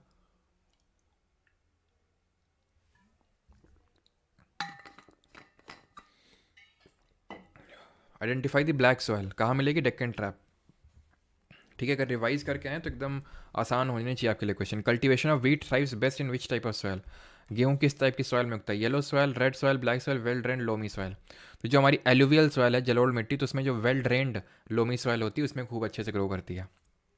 विच of the following soil requires minimum tillage because of its self cultivating feature? कौन सी होती है? सेल्फ कल्टीवेशन की जो कैपेसिटी होती है, खुद को जोत लेती है, स्व जोताई, सेल्फ फ्लोइंग कैरेक्टरिस्टिक होती हैं। तो ये होती है हमारी ब्लैक सॉयल, जिसको हम रेगुर के नाम से भी जानते हैं। डेक्कन ट्रैप में देखने को मिलती है, north western part of Deccan plateau. Cotton सबसे बढ़िया ग्रो करता है, जिसको 210 फ्रॉस्ट फ्री डेज की रिक्वायरमेंट होती है, कॉटन को, कपास को, है ना। लेटेराइट में कॉफ़ी, कैशिव नट, ये बड़ा अच्छा ग्रो करता है, ठीक है, लीचिंग की वजह से बनती है निच्छालन प्रक्रिया। रेड सॉयल रेड क्यों होती है, कमेंट में आप बताएंगे। Colour of alluvial soil varies from, जो हमारी जलोढ़ मिट्टी का वो रंग कैसा होता है? तो रंग होता है इसका light grey to ash grey, ठीक है, light grey to ash grey. और रेड सॉइल की अगर बात करें तो रेड होती है due to presence of iron oxide, और ये लो रेनफॉल एरियाज में देखने को मिलती है, ठीक है। Which of the following is an example of micro nutrient supplied by soil? Micro nutrient का कौन सा एग्जांपल है? तो हम तुमको मैक्रो के बारे में बताए थे। मैक्रो क्या होते हैं? एक तो NPK, नाइट्रोजन, फॉस्फोरस और पोटेशियम। ये पोटेशियम का सिंबल होता है, केमिस्ट्री भी हम लोग पढ़े नहीं है, पढ़ लेंगे। कैल्शियम, मैग्नीशियम और सल्फर, ये भी हमारे मैक्रो होते हैं। ये 6 होते हैं, इसको छोड़ के जितने हैं सब माइक्रो हो जाएंगे। पोटेशियम मैक्रो, आयरन हो गया माइक्रो, ठीक है, मैक्रो मैक्रो मैक्रो, ठीक है। सिक्स्थ, बाई विच प्रोसेस, बस 20 क्वेश्चन करेंगे, 20 से एक क्वेश्चन एक्स्ट्रा नहीं होगा। By which process water soluble inorganic nutrients go down into the soil horizon and get precipitated as unavailable salt? क्या होता है? हमने पढ़ा था, लीचिंग होती है, जहाँ पे इंपॉर्टेंट न्यूट्रिएंट्स या तो वॉश अवे हो जाते हैं या तो अंडरग्राउंड में वो नीचे सेटल डाउन हो जाते हैं। और ये क्यों होती है leaching? Due to heavy rainfall. तो यहीं पे हमें किस टाइप की रेनफॉल देखने को, किस टाइप की सॉइल देखने को मिलती है? एल से लीचिंग, एल से लैटेराइट, ठीक है। आगे है, which of the following statements is not correct regarding the fertilisers, यानी उर्वरकों के संबंध में निम्नलिखित में से कौन सा कथन सही नहीं है? They are prepared in factories, बिल्कुल फैक्ट्रीज में होते हैं। They are very rich in plant nutrient, plant nutrient पर रिच होते हैं तभी तो डालते हैं, नहीं तो क्या घुइयाँ छीलने के लिए डालते हैं उनको? किस लिए डालते हैं? प्लांट न्यूट्रिएंट्स में रिच होते हैं, जैसे NPK वगैरह जो फर्टिलाइजर में होता है। दे आर मैन मेड, बिल्कुल मैन मेड होते हैं, इनऑर्गेनिक सॉल्ट होते हैं। ये ह्यूमस, इनमें ह्यूमस कहाँ से आएगा भाई? ह्यूमस तो ऑर्गेनिक मैटर है, जो डेड और डिकेइंग प्लांट हो गए, एनिमल्स हो गए, उससे ह्यूमस बनता है, जो टॉप सॉयल में देखने को मिलता है। Eighth, which layer of the soil has maximum concentration of humus, मिट्टी की किस परत में ह्यूमस की सबसे ज़्यादा सांद्रता होती है? बिल्कुल अनुराधा, मयंक, आयुषी, संजना, अदिति, स्वर्णली, रशिका, स्टीव, अंजलि, मानसी, शर्मिष्ठा, सबका सही आंसर है। चलो, तो आंसर क्या होगा भाई? पेरेंट रॉक तो सबसे नीचे है, ठीक है, थोड़ी सी वेदरिंग हो गई, ये होराइजन C हो गया। सब सॉयल होराइजन B हो गया। टॉप सॉयल में होगी option number C। Top soil के ऊपर एक ऑर्गेनिक लेयर होती है जिसको O होराइजन के नाम से जानते हैं। एरिड सॉयल कहाँ पे देखने को मिलेगी टिपिकली आपको? तो जहाँ पे एरिड कंडीशंस होंगी, सूखी कंडीशंस होंगी। एरिड कंडीशंस कहाँ पे होती हैं? ये north western side of Aravalli, यानी कि western Rajasthan, option number C, ठीक है। एकदम सब चीज़ें कनेक्टेड हैं, इंटरकनेक्टेड। सॉयल और सी कैरेक्टरिस्टिक पे क्वेश्चन है। सैंडी सॉयल होती है, proportion of fine particle is relatively higher, clayey greater proportion of big particles देखने को मिलता है। सर मेरे में आया था एग्रीकल्चर सेंसस कितने साल में होता है? तुम्हारे में आया था तो देख नहीं लिया अभी एग्रीकल्चर सेंसस? सो रहे थे बीटलर हैं? क्यों? अभी देखा तो था, 5 साल में होता है, हर साल में, ठीक है। Greater proportion of big particle, तो जब भी इस तरह का सवाल आए जहाँ पे दो चीज़ें लिखी हों तो इसके बहुत ज़्यादा चांसेस होते हैं कि उन दोनों चीज़ों को रिवर्स कर दिया गया होगा, उनकी डेफिनेशन को पलट दिया गया होगा। तो इसका खासा ध्यान रखना है आपको। यहाँ पे वही हुआ है कि जो प्रपोर्शन ऑफ फाइन पार्टिकल होता है वो रिलेटिवली हायर, जो प्रपोर्शन ऑफ बिग पार्टिकल होता है, जो बड़े पार्टिकल होते हैं वो होते हैं सैंडी में, और छोटे पार्टिकल होते हैं क्लेई में। उल्टा कर दिया इसने, तो आंसर नीदर 1 नॉट 2 होगा। करेक्ट पूछा है, ठीक है, करेक्ट। आगे बढ़ते हैं तो नीदर हो जाएगा, ठीक है, नीदर। हाँ, विच of the following factors of soil formation determines the accumulation of soil? मृदा निर्माण का निम्नलिखित में से कौन सा कारक मिट्टी के संचय को निर्धारित करता है? अब फॉर्मेशन ऑफ सॉइल में काफ़ी चीज़ें थी। एक तो पेरेंट रॉक थी, दूसरा वहाँ का क्लाइमेट था, ठीक है, तीसरा वहाँ का टोपोग्राफी था, या फिर एक तरह से हम बोल सकते हैं रिलीफ फीचर्स कैसे हैं वहाँ के, ठीक है, और वहाँ पे किस तरह के ऑर्गेनिजम्स हैं वो भी डिटरमाइन करेंगे, ठीक है। तो ये सारी चीज़ें वहाँ पे डिटरमाइन करती हैं, क्लियर है। तो पेरेंट रॉक हो गई, क्लाइमेट हो गई, टोपोग्राफी भी थोड़ी हो गई, और आपका ऑर्गेनिज्म भी हो गया। तो पेरेंट रॉक बिल्कुल होगा। फ्लोरा फौना भी एक तरह से, ठीक है, फ्लोरा भी होगा और रिलीफ फीचर्स भी होंगे, लेकिन फौना नहीं होगा, ठीक है, फौना ये नहीं होगा पशु वर्ग, ठीक है। ठीक है, ऑप्शन नंबर ए यहाँ पे सही आंसर होगा। अगला है which of the following regarding soil is correct, ठीक है, करेक्ट पूछा है। ये ध्यान रखा करिए कि नॉट करेक्ट या फिर करेक्ट क्या पूछा है, ये बहुत इंपॉर्टेंट होता है। फॉरेस्ट सॉइल और ब्लैक सॉइल, तो these soils are loamy and silty in valley sides, black soil generally poor in phosphoric content. तो ये हम लोगों ने देखा था एलुवियल सॉइल के रिगार्डिंग कि ये रिच होती है पोटाश में और पुअर होती है फॉस्फोरस में। और उसको हमने इस तरह से देखा था कि कैसे वो पुअर होती है फॉस्फोरस में, कि भाई फॉस्फोरस जैसे कि रेड फॉस्फोरस जो माचिस की तीलियाँ होती हैं उसमें होता है, तो अगर ज़्यादा होगा तो लोग बनाने लगेंगे। तो इस तरह से हम लोगों ने पढ़ा था, ठीक है।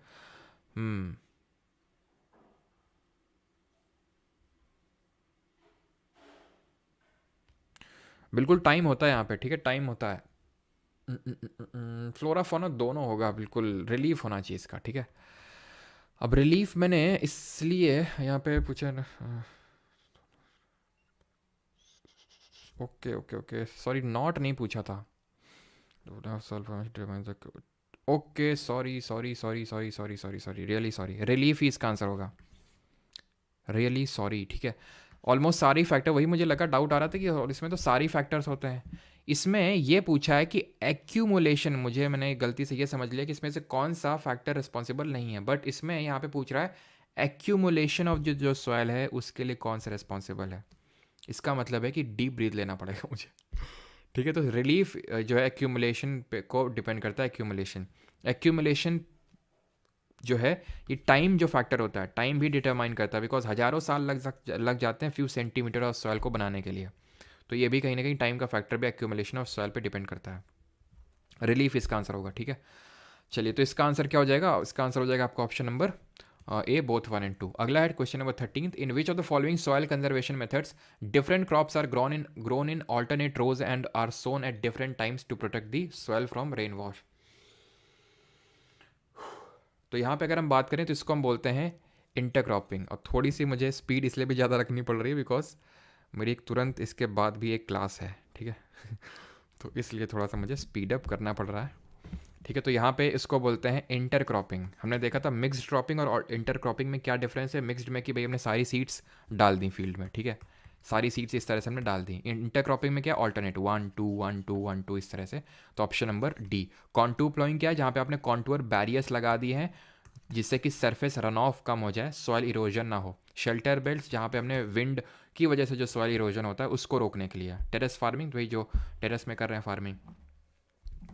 इन which of the soil conservation method in the coastal and dry regions rows of trees are planted to check the wind movement. तो ये अभी देख चुके हैं, ये बोलते हैं इसको शेल्टर बेल्ट। मल्चिंग क्या होती है, या मल्च यानी कि ऑर्गेनिक मैटर क्रॉप रेजिड्यू को डाला जाता है so that soil moisture retain रहे। 15th।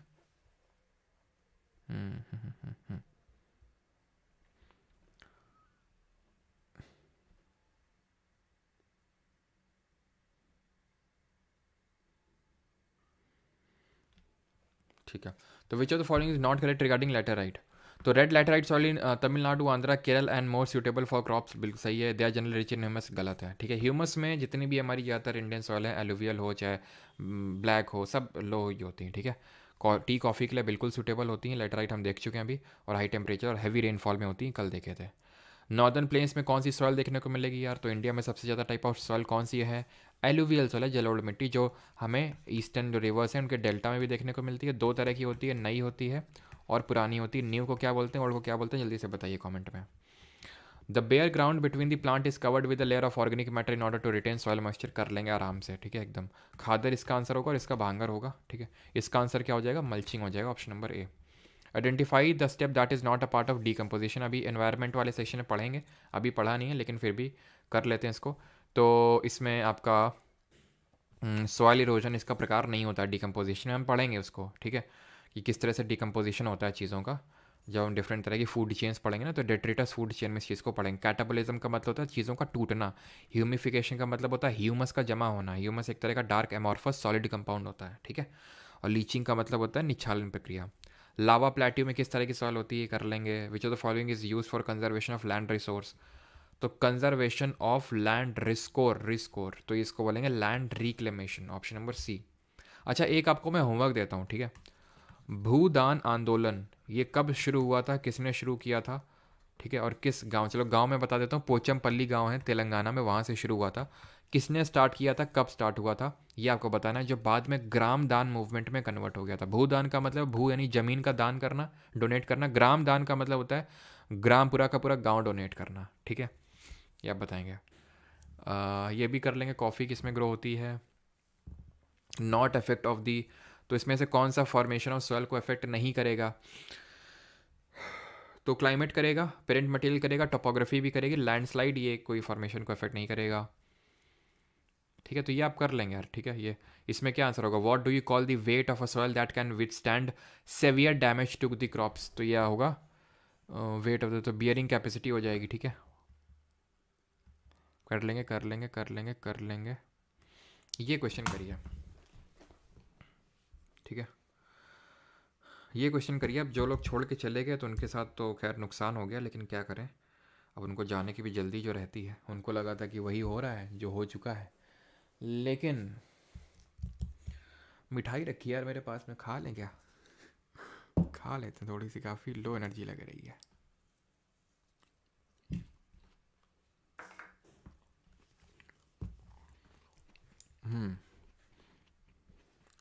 आंसर बताओ, बिल्कुल विनोबा भावे सही आंसर होगा।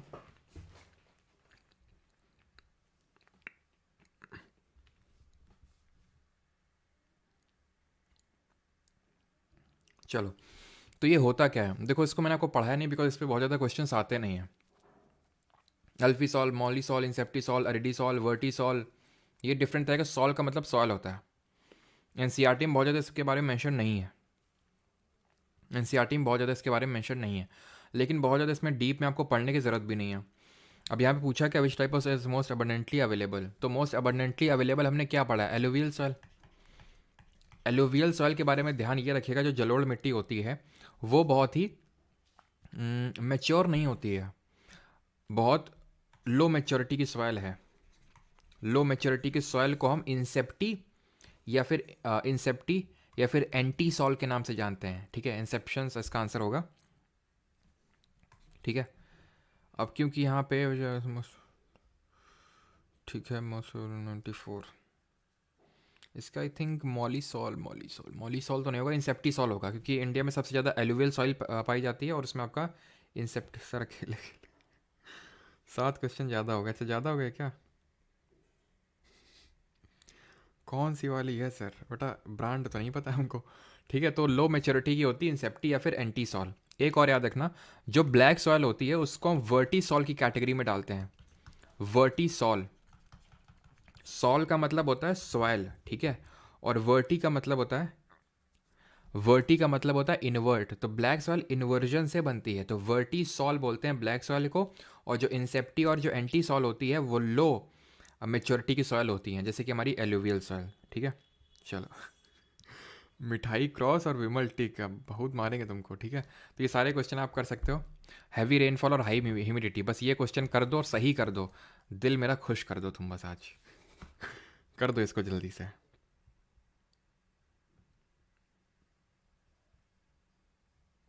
मिठाई मत खाओ तो डाइट, डाइट गई तेल लेने डाइट खाने के लिए कुछ तो है, डाइट उसके लिए होता है जो भाई जिसने खा खा के बहुत मोटा हो गया, भाई मैं मोटा नहीं हूँ, ठीक है तो यहाँ पे अगर आंसर बात करें, यहाँ पतले भी नहीं तो मोटे भी नहीं, तो चलता इतना। तो हैवी रेनफॉल और हाई ह्यूमिडिटी, तो सही आंसर क्या होगा यहाँ पे, सही आंसर होगा ह्यूमिडिटी भी। अब हैवी रेनफॉल तुम लेटराइट मत लगा, लेटराइट तो वैसे है भी नहीं, पीटी सॉइल होगा इसका आंसर, ठीक है।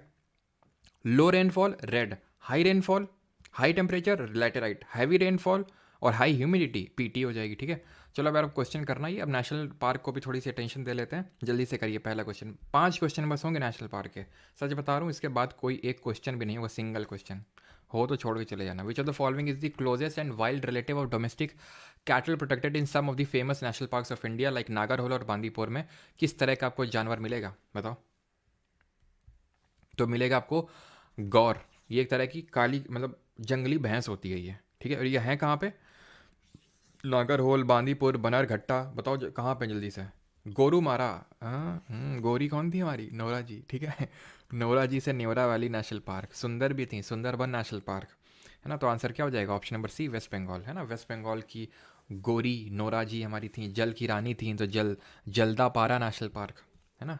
तो यहाँ पे आंसर क्या हो जाएगा, ये कर्नाटक के हैं सारे, नागरहोल, बांदीपुर और बनरघट्टा।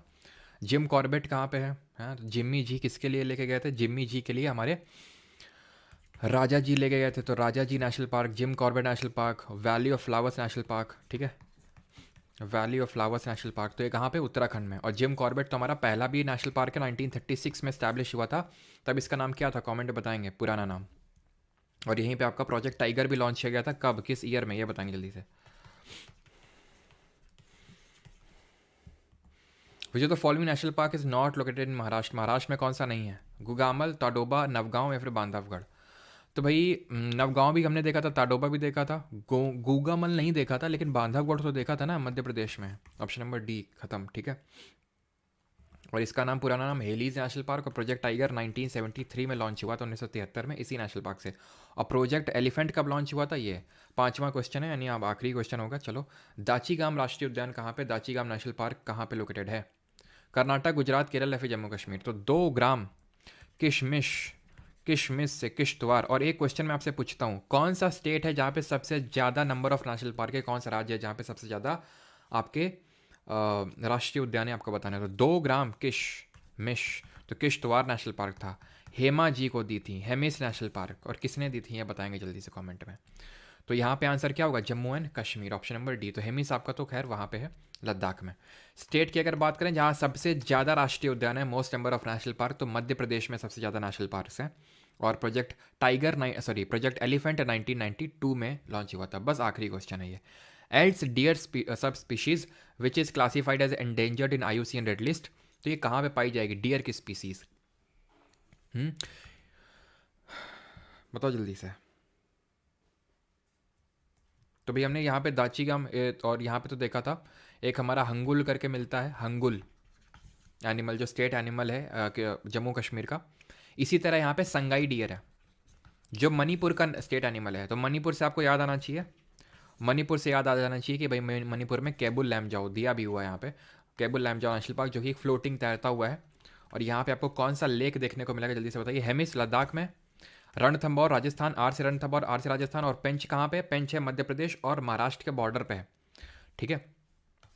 और लोकटक लेक है ये, ठीक है। विच ऑफ द फॉलोइंग, नेवरा, नोरा जी कहाँ पे थी हमारी, वेस्ट बंगाल की जल की रानी थी, है ना। कौन सा, ये इंपॉर्टेंट है, ये हम लोगों ने आई थिंक किया है क्या। Which national park among the following is the largest protected area in the eastern Himalaya सब रीजन। ईस्टर्न हिमालय सब रीजन में कौन सा आपको मिलेगा, जल्दी से आपको बताना है, ठीक है। चलो, तो ईस्टर्न हिमालयाज में पूछा गया, तो बांदीपुर तो का तो हिमालय से कोई लेना देना नहीं, ईस्टर्न और वेस्टर्न तो छोड़ ही दो, कर्नाटक में। केबुल लमजाओ है मणिपुर में, जिम कॉर्बेट ये ईस्टर्न हिमालय नहीं वेस्टर्न हिमालय है, क्योंकि ये उत्तराखंड यहाँ पे पड़ता है ना, तो ये वेस्टर्न हिमालय हुए ना, पूरा हमने देखा था रीजनल डिवीजन ऑफ हिमालय, ये western Himalaya, middle and then eastern. तो ईस्टर्न मतलब ये है कि नॉर्थ ईस्टर्न स्टेट की बात कर रहे हैं। नामदाफा आंसर होगा, नामदाफा अरुणाचल प्रदेश में है। ये कल हम लोगों ने नहीं पढ़ा था, तो इसको अच्छे से नोट कर लीजिएगा। अरुणाचल प्रदेश में नामदाफा नेशनल पार्क है, नामदाफा राष्ट्रीय उद्यान।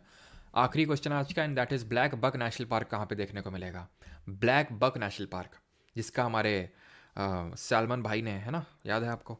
तो आंसर क्या है, गुजरात है, ऑप्शन नंबर बी, जहाँ पे गिर राष्ट्रीय उद्यान भी है, गिर नेशनल पार्क। और little run of Kutch, little run of Kutch किसके लिए फेमस है, सिक्किम में कौन सा है, जल्दी से आप कमेंट में बताएंगे। और हरियाणा में सबसे कम फॉरेस्ट कवर है। चलिए, भीतर कनिका भी सब आप करते रहिएगा, ठीक है। सिक्किम में कंचनजंगा नेशनल पार्क है, बायोस्फीयर रिजर्व भी है, जो वर्ल्ड की सबसे highest mixed world heritage site है, ठीक है, पूरे वर्ल्ड में। और गुजरात का जो लिटिल रन ऑफ कच्छ है, ये वाइल्ड एस के लिए, जंगली गधे के लिए फेमस है। और काजीरंगा वन हॉर्न राइनो के लिए फेमस है, एक सींग वाले गेंडे के लिए फेमस है, ठीक है। और मानस भी आपका असम में ही है। बाकी की आप खुद कर सकते हैं, आसान से हैं, बक्सा, है ना, ख़त्म हमारे यहाँ पे। तो आप इनको करते रहिएगा, है ना। चलो, बाकी मैं प्रोवाइड करवा दूंगा बैच में। तो ऑलराइट, थैंक यू सभी को। बाकी मिलते हैं यार कल, ठीक है। तो कल हम लोगों का क्लास रहने वाला है मिनरल्स पे, और हम लोग के मानसून वाले टॉपिक के क्वेश्चंस नहीं हुए, तो करना चाहते हो तो बताओ, फिर करवा दें। तो वो हम लोग कल कर लेंगे, ठीक है। मानसून जो टॉपिक हम लोग का छूटा हुआ था उसके जो क्वेश्चंस, तो मिनरल्स कल पढ़ लेंगे उसके क्वेश्चंस, और कल हम लोग कर लेंगे मानसून के ही क्वेश्चंस, ठीक है। थैंक यू सभी को, धन्यवाद। और रिवीजन करते रहिए, सारी चीज़ें पढ़ी हुई हैं बट रिवीजन नहीं होगा तो फिर आप कर नहीं पाएंगे क्वेश्चंस को, तो रिवीजन करते रहिए मल्टीपल टाइम्स। Thank you.